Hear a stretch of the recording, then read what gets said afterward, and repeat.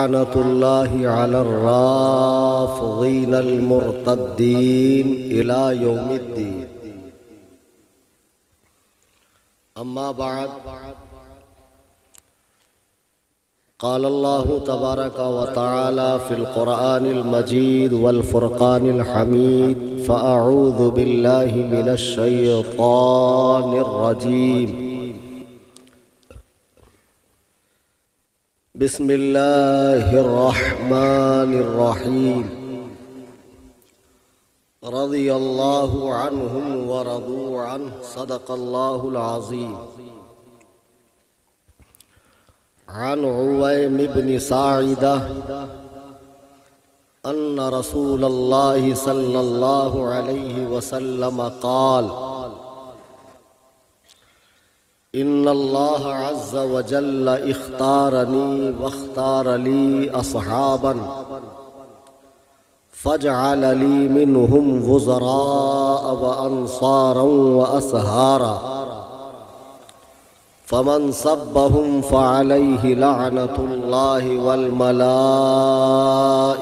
والناس أجمعين،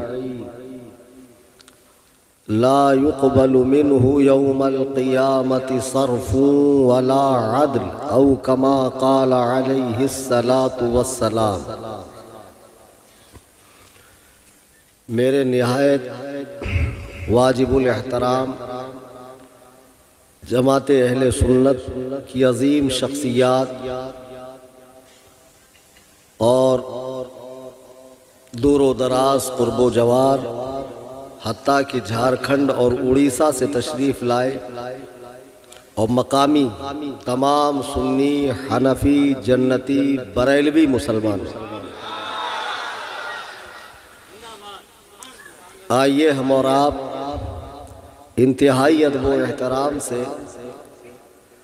اپنے آقا و مولا جناب احمد مجتبی محمد مصطفیٰ صلی اللہ علیہ وسلم کی بارگاہ میں ہدیہ درود و سلام پیش کریں. اللہم صلی علی سیدنا شفیعنا حبیبنا نبینا مولانا محمد بارک وسلم. السلام علیکہ یا رسول اللہ. صلاۃ و سلام علیکہ یا رسول اللہ. ابھی آپ نے مجھ سے پیشتر نقیب اعظم ہندوستان مولانا حلیم حاذق صاحب سے ایک بات سماعت فرمائی، اور جو یقیناً حق ہے کہ حضور مجاہد ملت سے حضور تاج الشریعہ اور دیگر اکابر علماء کے اسٹیج پر جنہوں نے نقابت فرمائی،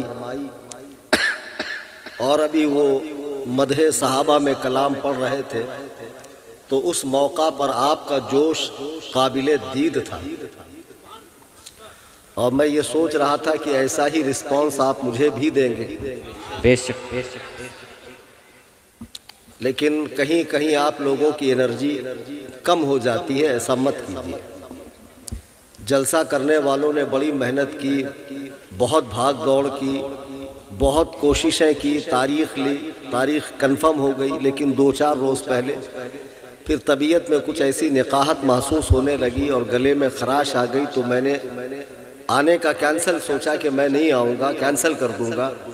ہمارے عزیز مکرم مولانا مفتی معین الدین صاحب قبلہ، انہوں نے بہت ریکویسٹ کی کہ حضرت آپ صرف تشریف لائیں، اسٹیج پہ بیٹھے، چاہے اپنا چہرہ دکھا دیں، تقریر ہو یا نہ ہو، عوام اسی سے خوش ہو جائے گی. سبحان اللہ. اچھا، اب یہ انہوں نے فرمایا، یا پھر آپ 10-15 منٹ بول دیجیے. یہاں آنے کے بعد معلوم پڑا ایک نہیں 2 تقریر ہیں. ایک تقریر میں کر کے آ رہا ہوں.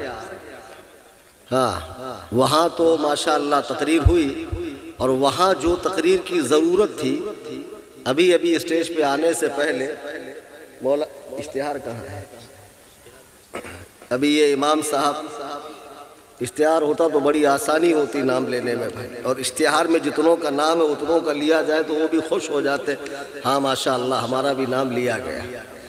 مولانا زین الدین حبیبی صاحب، اب چونکہ یہ محلے کے امام ہے تو ان کو زیادہ پتہ ہے کہ یہاں ضرورت کیا ہے. ہاں، مولانا الطاف صاحب بھی ہیں. اچھا ماشاءاللہ صدارت کر رہے ہیں. کلیم حنفی خطابت کر رہا ہے.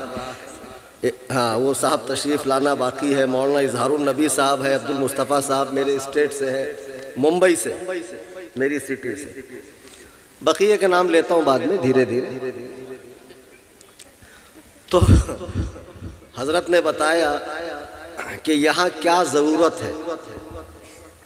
اب ظاہر سی بات ہے جو جس محلے کا امام ہو اور مسلک اعلیٰ حضرت کا پکا ہو, اور جب وہ جان رہا ہو کہ یہاں یہ مرض بڑھ رہا ہے, تو پھر خطیب کو بھی اس کی رعایت کرتے ہوئے بات کرنی چاہیے. اب میں نے اگر ایک ہی تقریر کا رٹا مارا ہو اور اسی میں سارا ملک نپٹا دوں, میں کہا کہ کیا حالات ہے اس سے مجھے کوئی لینا دینا نہیں, جو مجھے آتا میں وہی بولوں گا, تو ایسا نہیں چلے گا. لیکن اب دیکھ رہے ہیں کہ ہر طرف رافضیت کے جراثیم دھیرے دھیرے دھیرے دھیرے پھیلتے جا رہے ہیں.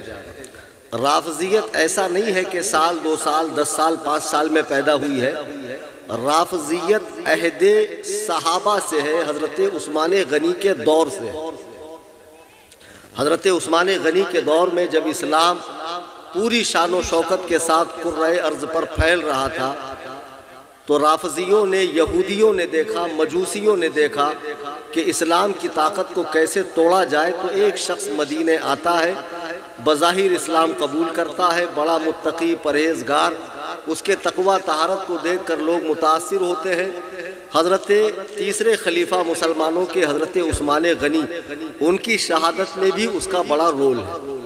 پھر اس کے بعد تفریق مسلمین کا دور شروع ہوتا ہے. حضرت علی کو صحابہ سے لڑوانے میں, صحابہ کو حضرت علی سے لڑوانے میں, ایک الگ منہج, ایک الگ نظریہ قائم کرنے میں ان مجوسیوں کا, یہودیوں کا ہاتھ تھا, جسے بعد میں شیعت کا نام دیا گیا, اور جسے مسلمان رافضی کہتے ہیں, جو اپنے آپ کو شیعہ کہتے ہیں.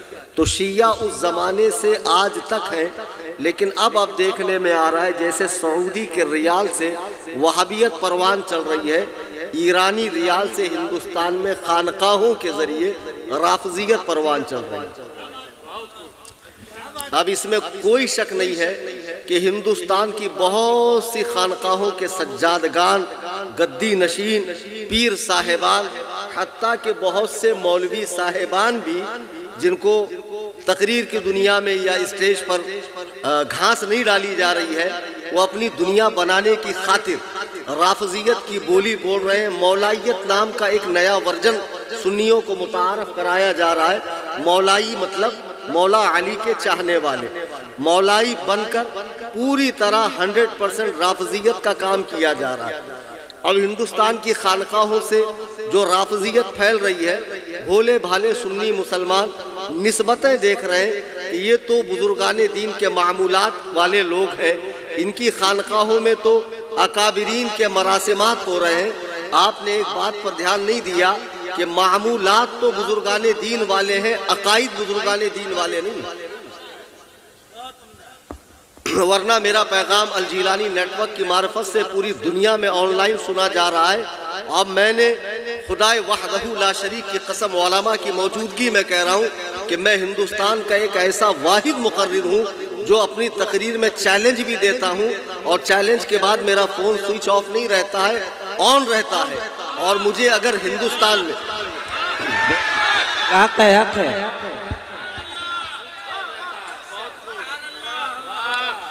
اور تقریر کے بعد اگر کسی کو پھر بہت زور کا مناظرہ آئے اور پھر مجھے یاد کرے, تو ایسا نہیں ہے کہ میں آگے پیچھے ہوتا ہوں.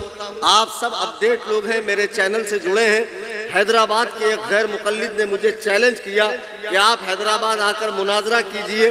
مفتی معین الدین صاحب اور جو یہاں اپڈیٹ علماء ہے, جو روزانہ میری اپڈیٹ لیتے ہیں, اسی رات میں نے بزنس کلاس کا ٹکٹ بنایا, اپنی جیب سے ٹکٹ بنایا. ابھی 26 کو میں حیدرآباد جا رہا ہوں اس غیر مقلد سے مناظرے کے لیے.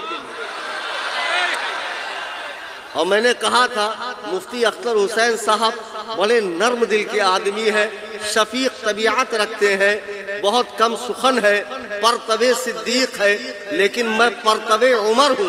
اور خدا کی قسم, بے شک حق ہے, سبحان اللہ, یہ عصائے کلیم اژدہائے غضب ہے. واہ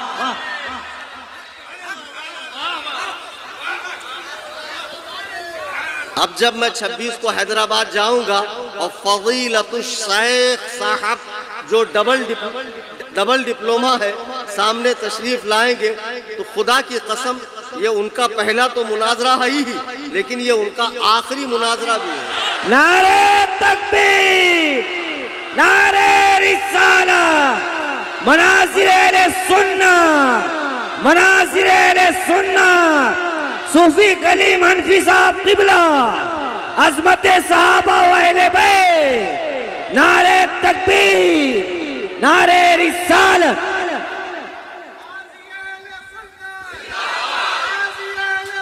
زندہ زندہ باد۔ جلوہ پاڑا کے سنی مسلمانوں، تمہارے محلے میں جو ایکٹیویٹیز رافضیوں کی اور غیر مقلدوں کی ہے، اور میں جانتا ہوں اکا دکا یہاں آ کر بیٹھے ہیں، حلیم حاجت صاحب نے ایسے ہی نہیں کہا کہ اپنوں سے زیادہ بیگانے کل بلاتے ہیں جن کی تقریر سننے کے لیے، تو یقیناً آئے ہوں گے اور کہیں کونے کاپچے میں بیٹھ کر سن رہے ہوں گے کیا بولیں گے۔ سنو اور قبول حق کے جذبے کے ساتھ سنو۔ خدائے وحدہ لا شریک کی قسم، اگر پورے ملک میں تمہارا کوئی خیرخواہ ہے، کوئی ہمدرد ہے، کوئی تمہارا بھلا چاہتا ہے تو وہ کلیم حنفی ہے۔ میرا مقصد تمہارے زخموں کو کریدنا نہیں ہے بلکہ تمہارے زخم کو صاف کرنا ہے، تمہیں بیماری سے نجات دینا ہے۔ مقصود ہے اس بزم میں اصلاح مفاسد، نشتر جو لگاتا ہے وہ دشمن نہیں ہوتا۔ جو بچے آج پیروں کے چکر میں پڑھ کر رافضیت کی بولی بول رہے ہیں یا مولائیت کا نام لے رہے ہیں کہ ہم مولائی ہیں، اور حضرات صحابہ کرام جلیل القدر صحابہ کے حوالے سے جن کی بولی بگڑ رہی ہے، ان سب کے لیے آج کے اس عظیم الشان جلسے سے پیغام ہے۔ ایک بات یہ اٹھ رہی ہے کہ بھئی کیا ہو گیا بریلویوں کو کہ پورے ہندوستان میں عظمت صحابہ اور بالخصوص امیر معاویہ کے شان میں جلسے کر رہے ہیں۔ کیا تم امیر معاویہ کو علی کے مقابلے میں لانا چاہتے ہو؟ اللہ کے عزت و جلال کی قسم، ہمارے حاشیہ خیال میں بھی یہ بات نہیں ہے کہ ہم امیر معاویہ کو مولا علی کے مقابلے میں لائیں گے۔ ہم کیسے لائیں گے؟ اعلیٰ حضرت فرماتے ہیں فرق مراتب بے شمار، فرق مراتب بے شمار، مولا علی کے برابر تو امیر معاویہ ہے ہی نہیں، اور ہم لانے کی کوشش بھی نہیں کر رہے۔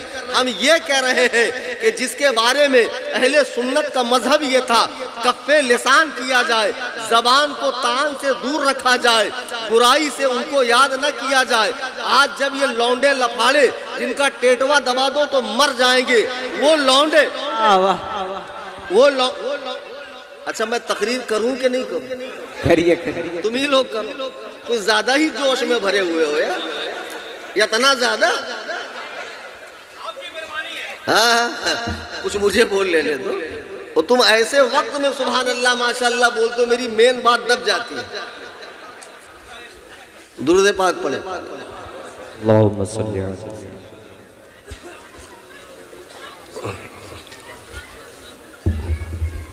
عزیزان گرامی وقار، یہ مسئلہ نہیں ہے کہ ہم حضرت امیر معاویہ کو مولا علی کے مقابلے میں لانا چاہ رہے ہیں۔ آج جبکہ ہم دیکھ رہے ہیں کلمہ پڑھنے والے سنیت کے دعوے دار، قادریت، چشتیت، نقشبندیت، سہروردیت کا لیبل لگانے والے، اپنے آپ کو سنی کہنے والے، بزرگوں سے نسبت بتانے والے، رافضیوں کی بات نہیں کر رہا ہوں، نام نہاد سنیوں کی، جب یہ امیر معاویہ پہ بھونک رہے ہیں اور ان باتوں کو قوم کے سامنے لا رہے ہیں جن کے بارے میں متفقہ فیصلہ یہ تھا کہ اسے زیر بحث نہ لایا جائے، اس کے بارے میں کف لسان کیا جائے، جب خانقاہوں میں بیٹھ کر پیر جاہل مریدوں کے سامنے یہ بحثیں چھیڑ رہا ہے، جب یوٹیوب پہ چینل بنا کر مرزا پلمبر جیسے لوگ جن کا کام گٹر صاف کرنا، پائپ لائن درست کرنا، کچن کی اور موہری کی اور باتھ روم کی نلے جن کا کام تھا صاف کرنے کا، انہوں نے جب چینل کھول کر دین سکھانا شروع کیا اور احادیث کھول کر لوگوں کو بتانا شروع کیا اور نوجوانوں کے دل میں بغض صحابہ پیدا کرنا شروع کیا، تو ایسے میں علماء کرام کو احساس ہوا کہ اگر ہم خاموش رہیں تو پھر ٹچے لوگ صحابہ کی عظمتوں پہ حملہ کریں گے، اور خدائے وحدہ لا شریک کی قسم صحابہ کرام رسول اللہ سے دین لے کر آگے امت کو پہنچانے والے اگر صحابہ سے اعتماد اٹھ جائے، صحابہ کی ذات مجروح ہو جائے، صحابہ کی ثقافت و عدالت بکھر جائے تو پھر دین محفوظ نہیں رہتا ہے، قرآن محفوظ نہیں رہتا ہے، حدیث محفوظ نہیں رہے گی، دین کی بنیادیں متزلزل ہوں گی۔ آپ کو نہیں معلوم امیر معاویہ وہ ہستی ہے کہ جس نے رسول اللہ کی بارگاہ میں اسلام لانے کے بعد صحبت اختیار کی اور قرآن کے 9 پارے امیر معاویہ نے کتابت کیے ہیں۔ اگر تم امیر معاویہ پہ بھونکتے ہو تو قرآن سے تمہارا اعتماد اٹھ جائے گا۔ چند باتیں میں بتا رہا ہوں، جو بچے مولائیت کے نشے میں دیوانے ہوئے جا رہے ہیں اور سمجھ رہے ہیں کہ ہم مولائی ہیں، خدا کی قسم تم موالی ہو، مولائی نہیں ہو۔ مجھے بتاؤ، اللہ کا کتاب رسول اللہ کی حدیث دونوں ہمارے سامنے موجود ہے۔ تم کہہ رہو پیر صاحب نے ایسا کہا، تم کہہ رہو مصنف نے ایسا کہا، مورخ نے ایسا کہا، شیخ الاسلام نے ایسا کہا، انجینئر صاحب نے ایسا کہا، ماریرا کے فلانے پیر نے ایسا کہا، کسی نے کچھ بھی کہا ہو، قرآن نے کیا کہا؟ رضی اللہ عنہم ورضوا عنہ، اللہ ان سے راضی ہے، وہ اللہ سے راضی ہے۔ قرآن کے اس فیصلے کے بعد کسی پیر فقیر اور امام زادے کے بعد کی کوئی حیثیت ہے؟ نہیں ہے۔ اب حضرت امیر معاویہ کی ذات کو لے لو، اور یہ جو تبدیلی بنے پھر رہے، آپ کیا سمجھ رہے ہیں؟ دن بدن ان میں غلو آتا جا رہا ہے، ہاتھوں میں کڑے باندھ لیں گے، کئی انگوٹھیاں پہن لیں گے، بال ان کے کندھے سے نیچے تک ہے، اور محبت اہل بیت کے نام پر آئے دن نئی بدعتیں ایجاد کر رہے ہیں۔ کہیں تو ہر مہینے کی 21 تاریخ کو حضرت علی کا یوم شہادت منایا جا رہا ہے، پھر کہیں عید غدیر کے نام پر نئی عید مسلمانوں میں لانچ کی جا رہی ہے، اور اس میں بھی اللہ کی پناہ دین کا وہ مذاق اڑایا جا رہا ہے۔ محبت اہل بیت کا جھنجھنا دیا یہ بجاتے جا رہے ہیں اور سمجھ رہے ہیں ہم کامیاب و کامران ہیں، اور حضرت علی کو تمام صحابہ پر فضیلت دی تو دی، خلفائے ثلاثہ پر بھی فضیلت دے رہے۔ اتنا ہی نہیں بلکہ انبیاء علیہم السلام پر بھی فضیلت دے رہے۔ غیر نبی کو نبی سے افضل کہنے والا کافر ہے۔ جو پیر چاہے کتنی ہی نسبتیں لگاتا ہو، کیسا ہی لحیم و شعیب ہو، چاہے کتنے ہی مریدین کی تعداد رکھتا ہو، اگر وہ مولا کائنات کو انبیاء سے افضل کہے، اللہ کی قسم وہ کافر ہے، وہ پیر بننے کے لائق نہیں ہے، اس کی بیعت حرام ہے۔ جس نے اس سے مریدی اختیار کی ہے، بیعت کی ہے، وہ پہلی فرصت میں کسی جامع الشرائط پیر سے مرید ہو جائے۔ مولا کائنات ہرگز انبیاء سے افضل نہیں، اور نہ حضرات شیخین سے افضل ہے ابو بکر و عمر سے۔ اس پر اہل سنت کا اجماع ہے، اجماع، پوری اہل سنت کا اجماع ہے۔ اب یہ لوگ حضرت علی پہ اتنی فضیلت دے رہے ہیں، اور پھر حضرت امیر معاویہ پر، ان کے والد پر، ان کی والدہ پر اور کچھ صحابہ کو کھلم کھلا بھوک رہے ہیں۔ اور شیعوں کا یہ عقیدہ انہوں نے اپنا لیا کہ جب دنیا سے حضور تشریف لے گئے تو سوائے 7 صحابہ کے تمام صحابہ دین سے پھر گئے۔ تمہاری مائیں تم پر روئے خبیثو کہ جن کی تربیت وحی الہی کی روشنی میں ہوئی ہو، جنہوں نے رخ والضحیٰ کو دیکھا ہو، زلف واللیل کو دیکھا ہو، آمنہ کے لال کے قدام میں نمازیں پڑھی ہو، آمنہ کے لال کے ساتھ جہاد میں شرکت کی ہو، آمنہ کے لال پر سب کچھ وار دیا ہو، وہ لوگ سرکار کے دنیا سے جانے کے بعد اسلام سے پھر جائیں گے، یہ کسی مسلمان کی بولی نہیں ہو سکتی ہے۔ اور اب تو حضرت امیر معاویہ کو لے کے اتنا زیادہ بغض کہ پیر صاحب بتا رہے ہیں کہ امیر معاویہ کا نام ہی ٹھیک نہیں ہے۔ معاویہ نام کا معنی ہے عربی لغت میں لومڑی کا بچہ یا کتیا کا بچہ، یا وہ کتیا جو اپنے یاروں کے ساتھ مل کر بھونکتی ہے۔ پیر صاحب اگر مدرسے میں گئے ہوتے اور ہماری طرح پڑھے ہوتے تو آپ کو معلوم ہوتا کہ معاویہ نام کے اور کتنے معنی ہے۔ آپ کو صرف 3 معنی معلوم ہے، 15 معنی میں بتاتا ہوں آپ کو کیا ہے۔ اور معاویہ نام اتنا ہی خراب ہے تو حضرت علی کے پوتے کا نام معاویہ ہے یا نہیں ہے؟ ہے۔ میں شیعی تاریخ سے ثابت کرتا ہوں حضرت علی کے پوتے کا نام معاویہ ہے۔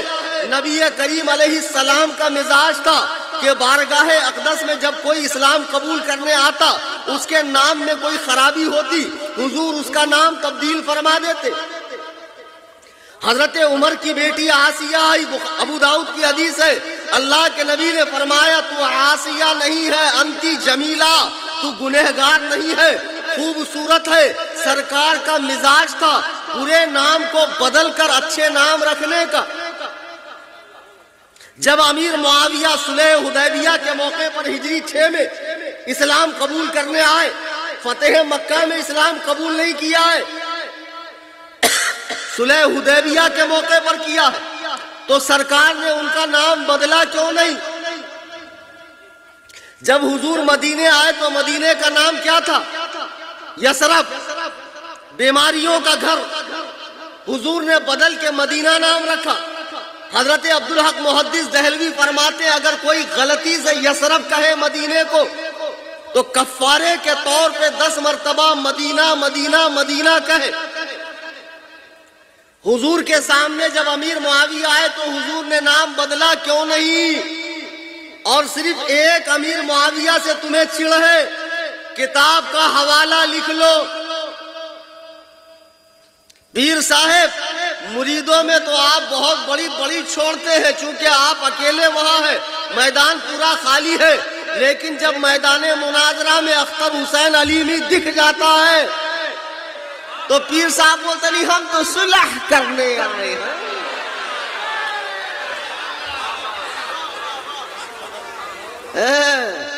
صلح کے علاوہ چارہ کیا ہے پیر صاحب؟ وہ تو بتاؤ، ورنہ وہ بخیا ادھیڑی جائے گی اور وہ کھنگالا جائے گا کہ رہی صحیح ساکھ بھی نکل جائے گی۔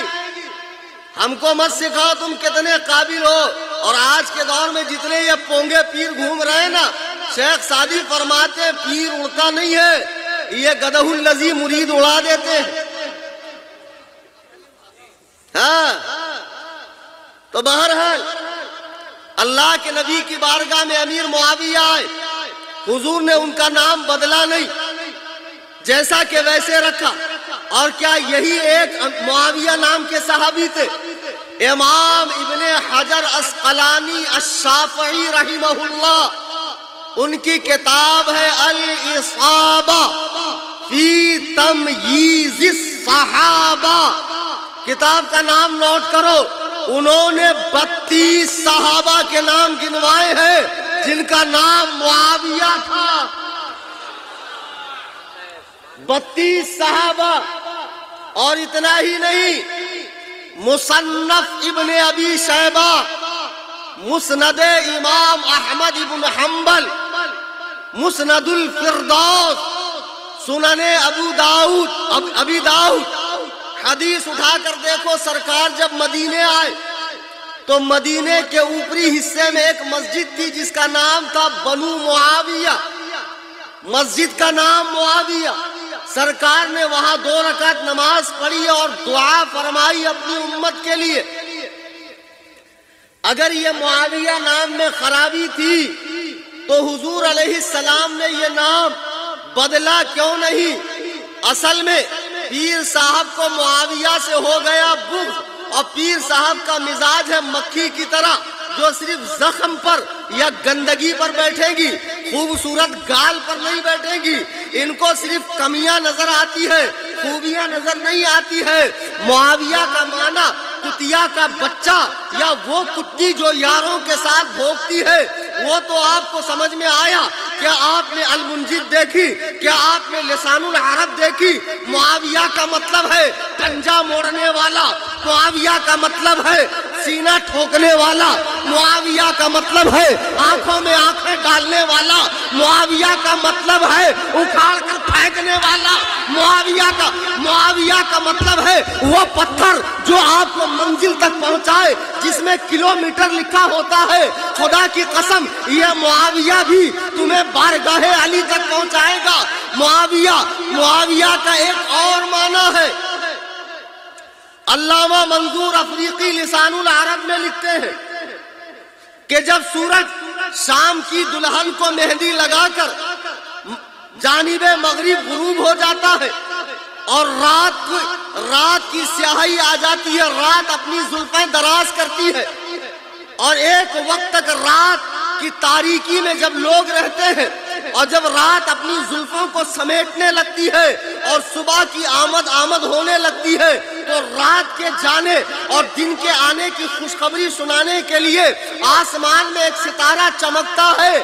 وہ ستارہ جب چمکتا ہے تو آپ دیکھو صبح کے وقت کتے اکثر بھونکتے ہیں، اس ستارے کا نام معاویہ ہے۔ پانی کی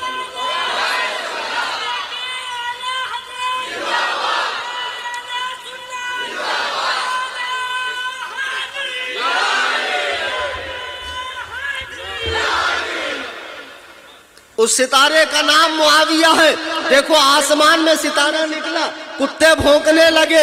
ایسے ہی جب ذکر معاویہ آیا، یہ نقلی پیر، یہ اڑیا گڑیا لٹیا چٹیا ٹامک ٹنیا، یہ جتنے پونگے پنڈت ہیں، یہ کرسیوں پہ چلانے والے، یہ شبیر نہیں، یہ کفگیر ہے، بڑا چمچہ، یہ رافضیوں کا چمچہ ہے۔ سن بے حرام خور، یہ کلیم حنفی رضوی تجھے اور تیری پوری ذریت کو چیلنج مناظرہ دیتا ہے۔ لگا کلکتہ کی سرزمین میں کسی بڑے میدان میں ایک جلسہ، اور وہاں سارے ایران کے فضلہ خوروں کو جمع کر امام احمد رضا کے در کا یہ غلام تنہا آئے گا اور انشاءاللہ پوری رافضیت کو ناکو چنے چبوائے گا۔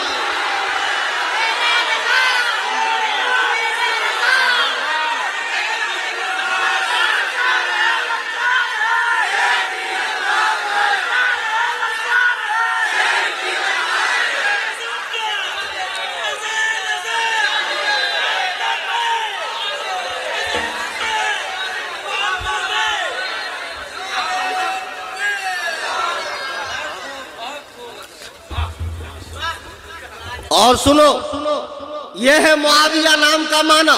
تم کو برے ہی معنی یاد رہے، اچھے معنی یاد نہیں رہے تمہیں۔ کسی عرب سے کسی نے پوچھا، کسی بدو سے، کہ تم اپنے غلاموں کے نام اچھے رکھتے ہو، بچوں کے نام ایسے کیوں رکھتے ہو؟ فہد، چیتا، کبھی لومڑی کا بچہ۔ تو وہ جواب دیتا ہے، اور بڑا پیارا جواب دیتا ہے، کہتا غلاموں کا نام ہم اپنے لیے رکھتے ہیں اس لیے اچھا رکھتے ہیں، اور بچوں کا نام دشمنوں کے لیے رکھتے ہیں اس لیے ایسا رکھتے ہیں۔ لومڑی کا بچہ، چیتا، کبھی اور کچھ نام رکھتے ہیں تاکہ دشمنوں پر خوف طاری رہے۔ حضرت امیر معاویہ کے نام میں کوئی خرابی نہیں ہے، اگر خرابی ہوتی خدا کی قسم رسول کریم علیہ السلام اس نام کو بدل دیتا۔ لیکن اتنا زیادہ بغض ہے حضرت امیر معاویہ سے، اتنا زیادہ بغض ہے کہ یہ پیر صاحب فرماتے کہ ان کے شان میں کوئی صحیح روایت موجود نہیں ہے۔ حدیث پڑھنی آتی ہے پیر صاحب کہ اردو کی چہلے حدیث پڑھے ہو، تو ہم نے دیکھا جو بہت بڑے آپ کے خطیب اعظم عالم تھے، ایک 4-6 مہینے کا کورس کیا ہوا ڈپلوما اٹھا کر لے کر آئے۔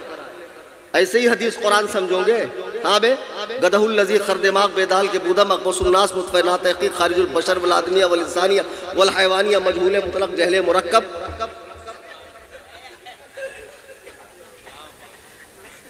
ایسے ہی حدیث قرآن سمجھو گے؟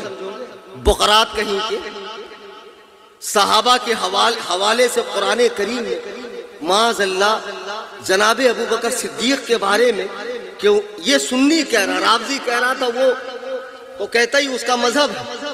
سنی نوجوان کہہ رہا کہ ابو بکر صدیق نے فاطمہ کا حق مارا۔ قرآن کہہ رہا وَيَسَيُجَنَّبُهَا الْأَتْقَى، جہنم سے دور رکھا جائے گا سب سے بڑا متقی، سب سے بڑا متقی جہنم سے، جو کسی یتیم کا مال کھائے، جو فاطمہ یتیم کا مال رسول کریم کی دنیا سے جانے کے بعد کھائے، خدا کی قسم وہ جہنم میں ڈالا جائے گا یا جہنم سے دور رکھا جائے گا۔ قرآن کہہ رہا ابو بکر کے بارے میں وَسَيُجَنَّبُهَا الْأَتْقَى، جہنم سے دور رکھا جائے گا سب سے بڑا متقی۔ قرآن جسے سب سے بڑا متقی کہہ رہا ہے، آج یہ سنی کو اس کے افضل ہونے میں شک ہے، یہ روایتیں ڈھونڈ رہا ہے۔ اور امیر معاویہ کے بارے میں کہہ رہا ہے ان کے بارے میں امام نسائی نے کہا ہے کوئی صحیح روایت موجود نہیں ہے۔ ابے بے وقوف، علم حدیث میں اگر یہ کہا جائے کہ ان کے بارے میں کوئی صحیح روایت موجود نہیں ہے تو اس کا مطلب یہ تھوڑی ہے کہ جو روایتیں ہیں وہ جھوٹی ہے۔ علم حدیث میں صحیح کے مقابلے میں ضعیف آتا ہے، جھوٹا نہیں آتا۔ علم حدیث کے اصول سمجھ، اس فن کی باریکیاں سمجھ، پڑھتے لکھتے ہو نہیں، بقراتی جھاڑتے ہو مریدوں میں آ کر اور اپنے ایجنٹوں کے ذریعے رافضیت کا پرچار کر رہے ہو۔ امام ترمذی رحمت اللہ علیہ نے حضرت امیر معاویہ کے حوالے سے اپنی ترمذی کے اندر 2 حدیثیں ان کے شان میں لکھی ہے، اور اتنا ہی نہیں، صحاح ستہ جو قرآن کریم کے بعد حدیث کی 6 صحیح کتابیں ہیں، ان میں حضرت امیر معاویہ کی 100 روایتیں ہیں۔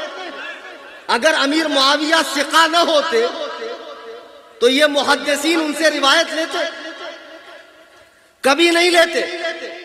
یہی میں تمہیں بتانا چاہ رہا ہوں، پیروں کے چکر میں پڑھ کے یا سوشل میڈیا پہ شیعہ ذاکرین اور نوحہ خان اور مرثیہ خانوں کو سن کر اور ان کا پونگا پسارنا دیکھ کر یہ مت سمجھو کہ یہ حق بتا رہے ہیں۔ علماء اہل سنت موجود ہے، اگر کوئی ایسی اٹپٹی بات آپ کے علم میں آتی ہے تو علماء سے رجوع کرو، ورنہ خدا کی قسم آج سوشل میڈیا فتنہ بن چکا ہے۔ تم سوشل میڈیا سے نہیں سیکھو گے۔ پہلے آف لائن فتنے آتے تھے، آف لائن کتابوں کے ذریعے، مسجدوں کے ذریعے، مدرسے کے ذریعے چلت پھرت کی تبلیغ ہوتی تھی۔ اب آن لائن یوٹیوب پہ چینل بنتا ہے اور ویب سائٹ بنتی ہے اور آن لائن فتنہ لانچ ہو جاتا ہے۔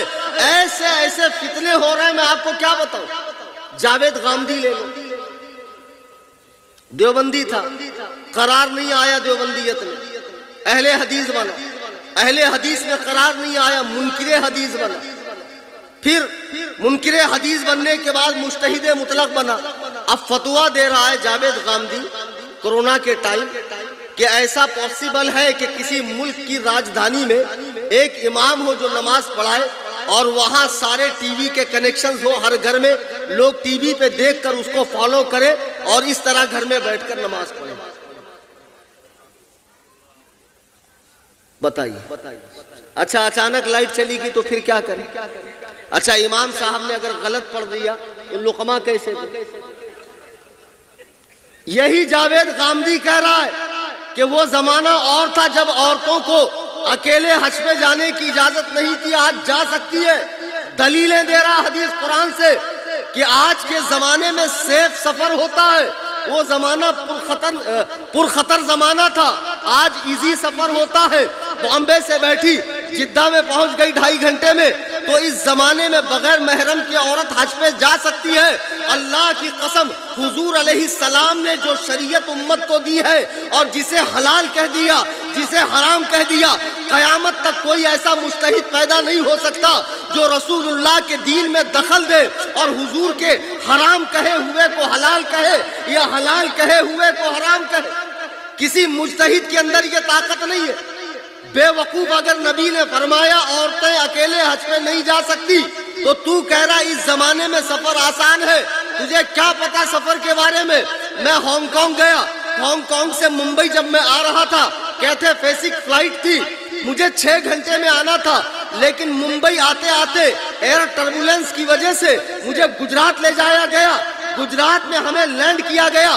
آپ مجھے بتائیے، ایک عورت جدہ جا رہی ہے، ایئر ٹربولنس کی وجہ سے اگر اسے سنگاپور اتارا جائے، اسے امریکہ اتارا جائے، لندن اتارا جائے، جاوید غامدی اس کی ذمہ داری لے گا؟ ابے بے وقوفوں، نبی نے جسے حرام کہہ دیا ہے قیامت تک اسے کوئی حلال نہیں کر سکتا۔ میں یہی بتانا چاہ رہا ہوں، آج سوشل میڈیا کا دور ہے اور لوگ اپنی مرضی کو حدیث و قرآن کا نام دے رہے ہیں اور ایک روم میں بیٹھ کر صحابہ پر بھونک رہے ہیں، ائمہ مجتہدین پہ بھونک رہے ہیں اور لوگ آسانی سے ان کی بات مان رہے ہیں۔ حضور کے جتنے صحابہ ہیں، پہلے دن سے لے کے آخری دن تک قرآن نے سب کے بارے میں کہا رضی اللہ عنہم ورضوا عنہ، اللہ ان سب سے راضی ہے، وہ اللہ سے راضی ہے۔ صحابہ کا مقام سمجھنا چاہتے ہو، آؤ قرآن اٹھاؤ، قرآن کہہ رہا والعادیات ضبحا، کیا مطلب اس کا؟ قسم ہے ان کے گھوڑوں کے سانس پھولنے کی، ان کے گھوڑوں کے سینوں سے جو آواز نکلتی ہے اللہ اس کی قسم کھا رہا ہے۔ یاد فرما رہا ہے کہ صحابہ جب میدان جہاد میں جاتے گھوڑے پر بیٹھتے اور گھوڑے کو جب وہ تیز دوڑاتے تو گھوڑے ہانپنے لگتے، تو اس کی جو سانس پھول رہی ہے اللہ تعالیٰ اس کی قسم یاد فرما رہا ہے۔ یہ قرآن میں سورہ نمبر 100 ہے، وَالْعَادِيَاتِ ضَبْحًا، قسم ہے ان کی جو سینوں سے آواز نکلتی ہے۔ پھر فرمایا فَالْمُورِيَاتِ قَدْحًا، پھر جب ان کی گھوڑوں کی ٹاپیں پتھر کو لگتی ہے اور اس سے جو چنگاری نکلتی ہے، اب میں سوچ میں پڑ گیا کہ نبی کا صحابی گھوڑے پر بیٹھے تو اللہ گھوڑے کی قسم یاد فرمائے، اللہ گھوڑے نے صحابی کو اٹھایا تو اللہ نے قسم یاد فرمائی، خدا کی قسم ابو قحافہ کے بیٹے نے ہجرت کی رات بار نبوت کو، وجود نبوت کو، آمنہ کے لال کو، عبداللہ کے در یتیم کو اپنے کندھے پر اٹھایا تھا۔ بتاؤ ابو بکر کی عظمت کا عالم کیا ہے؟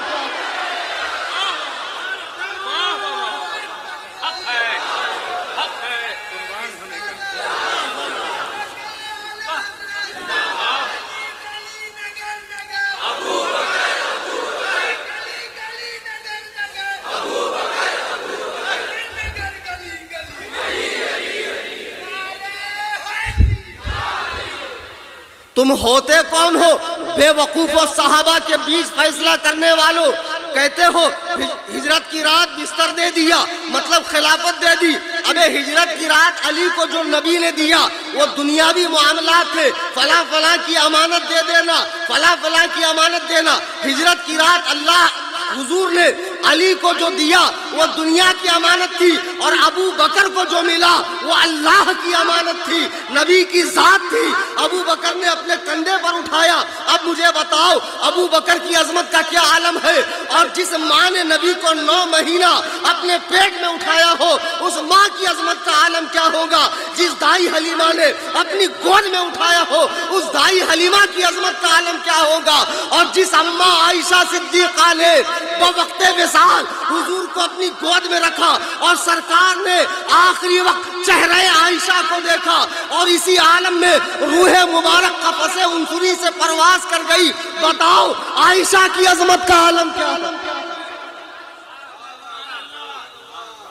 او کلکتہ کے رافضیوں کے دلالوں جن کی تم دلالی کر رہے ہو، یہ رافضی کتے،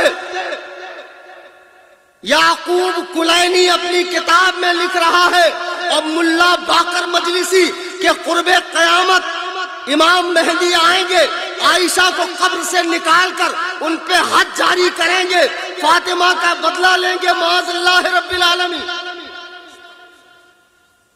تمہیں شرم آنا چاہیے، تم کن کی بولی بول رہے ہو؟ نبی کے ہر صحابی کے لیے اپنا دل صاف رکھو، کہو انشاءاللہ۔ حضور نے فرما دیا کہ اللہ تعالیٰ نے مجھے چنا اور میرے لیے میرے صحابہ چن لیے۔ صحابہ اللہ کا انتخاب ہے، اور اس مبارک جماعت میں سے کچھ کو میرا رشتہ دار بنایا، کچھ کو میرا وزیر بنایا۔ تو جو ان میں سے کسی کو برا کہے اللہ تعالیٰ نہ اس کا فرض قبول کرے گا نہ اس کا نفل قبول کرے گا۔ آج کے اس عظیم الشان اجلاس سے یہ ذہن لے کر اٹھیے، ہم اہل سنت و جماعت ہیں، صحابہ اور اہل بیت پاک دونوں کا دامن ہمارے ہاتھ میں ہے، اور صحابہ کے حوالے سے ہم اپنی زبانوں کو حرکت نہیں دیں گے۔ کیوں دے بھائی؟ آج 14 صدیاں گزر گئی، وہ حضرات جنت میں ٹہل رہے ہیں، تو یہاں میرے سامنے بیٹھا ہے، اور صبح جا کر پان پٹی پر امیر معاویہ نے یہ کیا، ابو بکر نے وہ کیا، عمر نے گھر جلایا، عثمان نے حق چھینا۔ پتہ نہیں روڈ پر کسی گاڑی کے نیچے آ کر تو کچومر بن جائے، کب تیرے ہاتھ پیر ٹیڑے ہو جائے، پیر پٹک پٹک کے تو مرے۔ عمر ملی ہے 50-60 سال کی، اس میں نمازوں کی فکر نہیں، حقوق العباد کی فکر نہیں، ماں باپ کے حقوق کی فکر نہیں، بیوی بچوں کی صحیح تعلیم تربیت نہیں، اہل محلہ کے ساتھ حسن سلوک نہیں، یہ ساری چیزوں کو بالائے طاق رکھ کر تو سمجھ رہا ہے کہ میں صرف علی علی کروں گا تو میں کامیاب ہوں۔ خدا کی قسم ان پاک ہستیوں کی زندگیاں دیکھو جن کا تم نام لیتے ہو، اور تمہیں تو نام بھی نہیں لینے آتا۔ بازو والے سے پوچھتے ہو زبر ہے کہ پیش ہے علی پر؟ بتاؤ، حرام خورو، تم مولائی ہو کہ مولائے کائنات سے جب پوچھا گیا، اور یہ شیعہ کتاب کی روایت ہے کہ مولائے کائنات سے پوچھا گیا، قرب الاسناد کتاب کا نام، آن لائن چیک کر لیں آپ فارسی میں، آج کل تو بڑی سہولت ہے کہ آن لائن کتابیں، سوشل میڈیا کے کچھ فائدے بھی لیکن میکس ٹو میکس نقصانات بھی۔ جی اب وہ آ رہا ہوں میں اس میں، اصل میں آج رد شیعت نہیں، آج شیعوں کے چھوٹے بھائیوں کا رد۔ کون؟ بتاؤ چلو دیکھو کتنا دماغ ہے تمہارے پاس۔ کون؟ ارے ماشاءاللہ، بتاؤ، یہ برابر سمجھ گیا، کیونکہ رمضان میں وہ ڈنڈی مارتا ہے نا، ہاف کرتا ہاف، اور اس کے بڑے بھائی نے کر دیا صاف۔ ہاں، آپ رمضان میں جائیے، شیعوں کی مسجد پہ پڑا رہیں گا تالا، اس میں سے جھانکو تو اندر ملے گا کوئی کالا۔ یہ 8 پڑھتا ہے اور کہتا ہے بدعت فاروقی، معاذ اللہ۔ 20 رکعت تراویح جس پر امت کا اجماع ہو چکا ہے، یہ حرام الدہر خبیث، یہ ہمارا سنی مسلمان بیچارہ ابھی 2 مہینے بعد رمضان آ رہا، امام صاحب کو زیارت ہوتی نہیں، امام صاحب کو پتہ ہی نہیں محلے میں کون کون سنی مسلمان ہے، لیکن رمضان میں جب پہلا رمضان آئے تو امام صاحب کو سب کی زیارت ہو جاتی، ایک دم بن ٹھن کے ٹپ ٹاپ میں 1000 روپے کی چپل پہن کر آتا ہے، بعد میں جب 20 رکعت پڑھ کر آ کر دیکھتا ہے تو وہاں مسجد کے بیت الخلاء کی چپل رکھی، تو وہ لے کر بھاگا ہے جو 8 رکعت پڑھ رہا تھا۔ ہاں، یہ بہت بڑا چوٹا ہے۔ ہاں، یہ 8 رکعت تراویح پڑھنے والا گوگل کا مقلد۔ تم اہل حدیث بولتے کیوں یار؟ 1000 بار میں نے سمجھا، اہل کے مطلب والے، حدیث مطلب حدیث والے، جیسے اہل بیت گھر والے، اہل حدیث حدیث والے۔ تو اس غریب کا نام صرف اہل حدیث ہے۔ مولانا کیا کہہ رہے تھے؟ پڑھے نہ لکھے نام محمد فاضل۔ اگر کوئی نام فاضل رکھ لے تو اس کا مطلب کیا؟ اس نے مدرسے میں باقاعدہ درس نظامی پڑھا ہے؟ اس غریب کا نام صرف محمد فاضل ہے۔ جیسے گلاب جامن، نہ اس میں گلاب ہوتا ہے نہ جامن ہوتا ہے، گلاب ایک پھول ہے، جامن ایک پھل ہے، دونوں میں سے کچھ نہیں ہوتا۔ اس غریب کا نام صرف گلاب جامن ہے، اس کا نام صرف اہل حدیث ہے، نہ یہ اہل ہے نہ اس کے پاس حدیث ہے، اس کا نام صرف اہل حدیث ہے۔ ہاں، آپ بتاؤ، پیدا ہوا انگریز کے زمانے میں 3 دسمبر کو مولوی ثناء اللہ، مولوی حسین بٹالوی نے ملکہ وکٹوریہ کی گولڈن جوبلی کے موقع پر ایک لمبی چوڑی عرضی لکھی ملکہ عالیہ کی خدمت میں کہ اے ملکہ عالیہ، لوگ ہمیں باغی، فسادی، وہابی، لہابی کہتے ہیں، ایک اچھا سا نام ہم نے سوچا ہے اہل الحدیث، اہل حدیث، اگر آپ یہ نام ہمیں عطا کریں تو آپ کی بڑی مہربانی۔ تو 3 دسمبر کو ملکہ وکٹوریہ نے انگلینڈ میں مہر ماری، ٹھیک ہے، آج سے ان عقل کے یتیموں کو ایک نام ہم نے دے دیا، وہ نام ہے اہل حدیث۔ اچھا ایک بات دیکھو، اللہ تعالیٰ باطل کو مار کیسے دیتا ہے؟ آپ کو پتا 3 دسمبر کون سا دن ہے؟ ورلڈ ہینڈیکیپ ڈے، یعنی جس دن ہاتھ پیر سے معذوروں کے لیے ہمدردی کا دن ہے نا، ہاتھ پیر سے معذور لوگوں کے لیے ہمدردی جتانے کا دن، ٹیچرز ڈے، ویلنٹائن ڈے، ایسے ڈے ہوتے نا، ورلڈ ہینڈیکیپ ڈے ہے 3 دسمبر کو، اور اسی دن دماغ سے پیندل لوگوں کو اہل حدیث نام ملا۔ اچھا، نام دیا انگریزوں نے، اب اس کے بعد یہ دیکھو الماری سجا کر بیٹھا ہے، کمثل یحمل اسفارا، قرآن نے کہا گدھے کے اوپر کتاب رکھ دو، تو اس کا مطلب یہ تھوڑی کہ اس کے اندر لکھے ہوئے مضمون سے وہ واقف ہے، اس کا کام تو صرف ڈھونا ہے۔ یہ بڑکی الماری رکھا ہے، سعودیہ چلا گیا، جھاپک جھوا داری رکھ لیا، وہاں سے بھوجپوری عربی سیکھ لیا، عین قاف ہا، ہم نے نے سعودی میں نہیں دیکھا۔